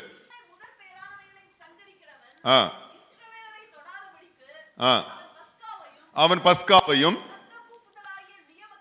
இரத்தம் பூசுதலாகிய நியமத்தையும் ஆசரித்தான் அப்படின்னு சொன்னா இயேசுவின் ரத்தம் நம்மை பாதுகாக்கும். இயேசுவின் ரத்தம் நம்மை பாதுகாக்கும். கடைசியாக 6ஆம் அதிகாரம் யோவான் எழுதின சுவிசேஷம் 53-54. அதற்கு இயேசு அவர்களை நோக்கி, நீங்கள் மனுஷகுமாரனுடைய மாம்சத்தை புசியாமலும் அவருடைய இரத்தத்தை பானம் பண்ணாமலும் இருந்தால் உங்களுக்குள்ளே ஜீவன் இல்லை என்று மெய்யாகவே மெய்யாகவே உங்களுக்கு சொல்லுகிறேன். என் மாம்சத்தை புசித்து என் இரத்தத்தை பானம் பண்ணுகிறவனுக்கு நித்திய ஜீவன் உண்டு, நான் அவனை கடைசி நாளில் எழுப்புவேன். அப்ப இயேசு கிறிஸ்துவின் இரத்தத்தை பானம் பண்ணுகிறவர்களுக்கு என்ன உண்டு? நித்திய ஜீவன் உண்டு. அப்ப இயேசு கிறிஸ்துவின் இரத்தம் நமக்கு நித்திய ஜீவனை அளிக்கும். ஹல்லேலூயா. இரத்த பழிகள் நம்மை கொண்டு போடும், இயேசு கிறிஸ்துவின் இரத்தம் நமக்கு நித்திய ஜீவனை கொடுக்கும். எத்தனை பாயிண்ட் சொன்னோம்? இயேசுவின் இரத்தத்தை குறித்து சுத்திகரிக்கும். எதையெல்லாம் சுத்திகரிக்கும்? பாவங்களை நீக்கி சுத்திகரிக்கும், மனசாட்சியை சுத்திகரிக்கும், பாவத்தை நிவர்த்தியாக்கும், பரிந்து பேசும், பாதுகாக்கும், நித்திய ஜீவனை அளிக்கும். ஆமென். எல்லா சாபங்களையும் இரத்த பழிகளை நீக்கி நமக்கு நித்திய ஜீவனை அளிப்பதற்கு அவர் உண்மை உள்ளவர். ஆமென். ஆண்டவர் இந்த வார்த்தைகளினால் உங்களை ஆசீர்வதிப்பாராக. நம்ம எல்லாரும் முழங்கால் படியிடுவோம்.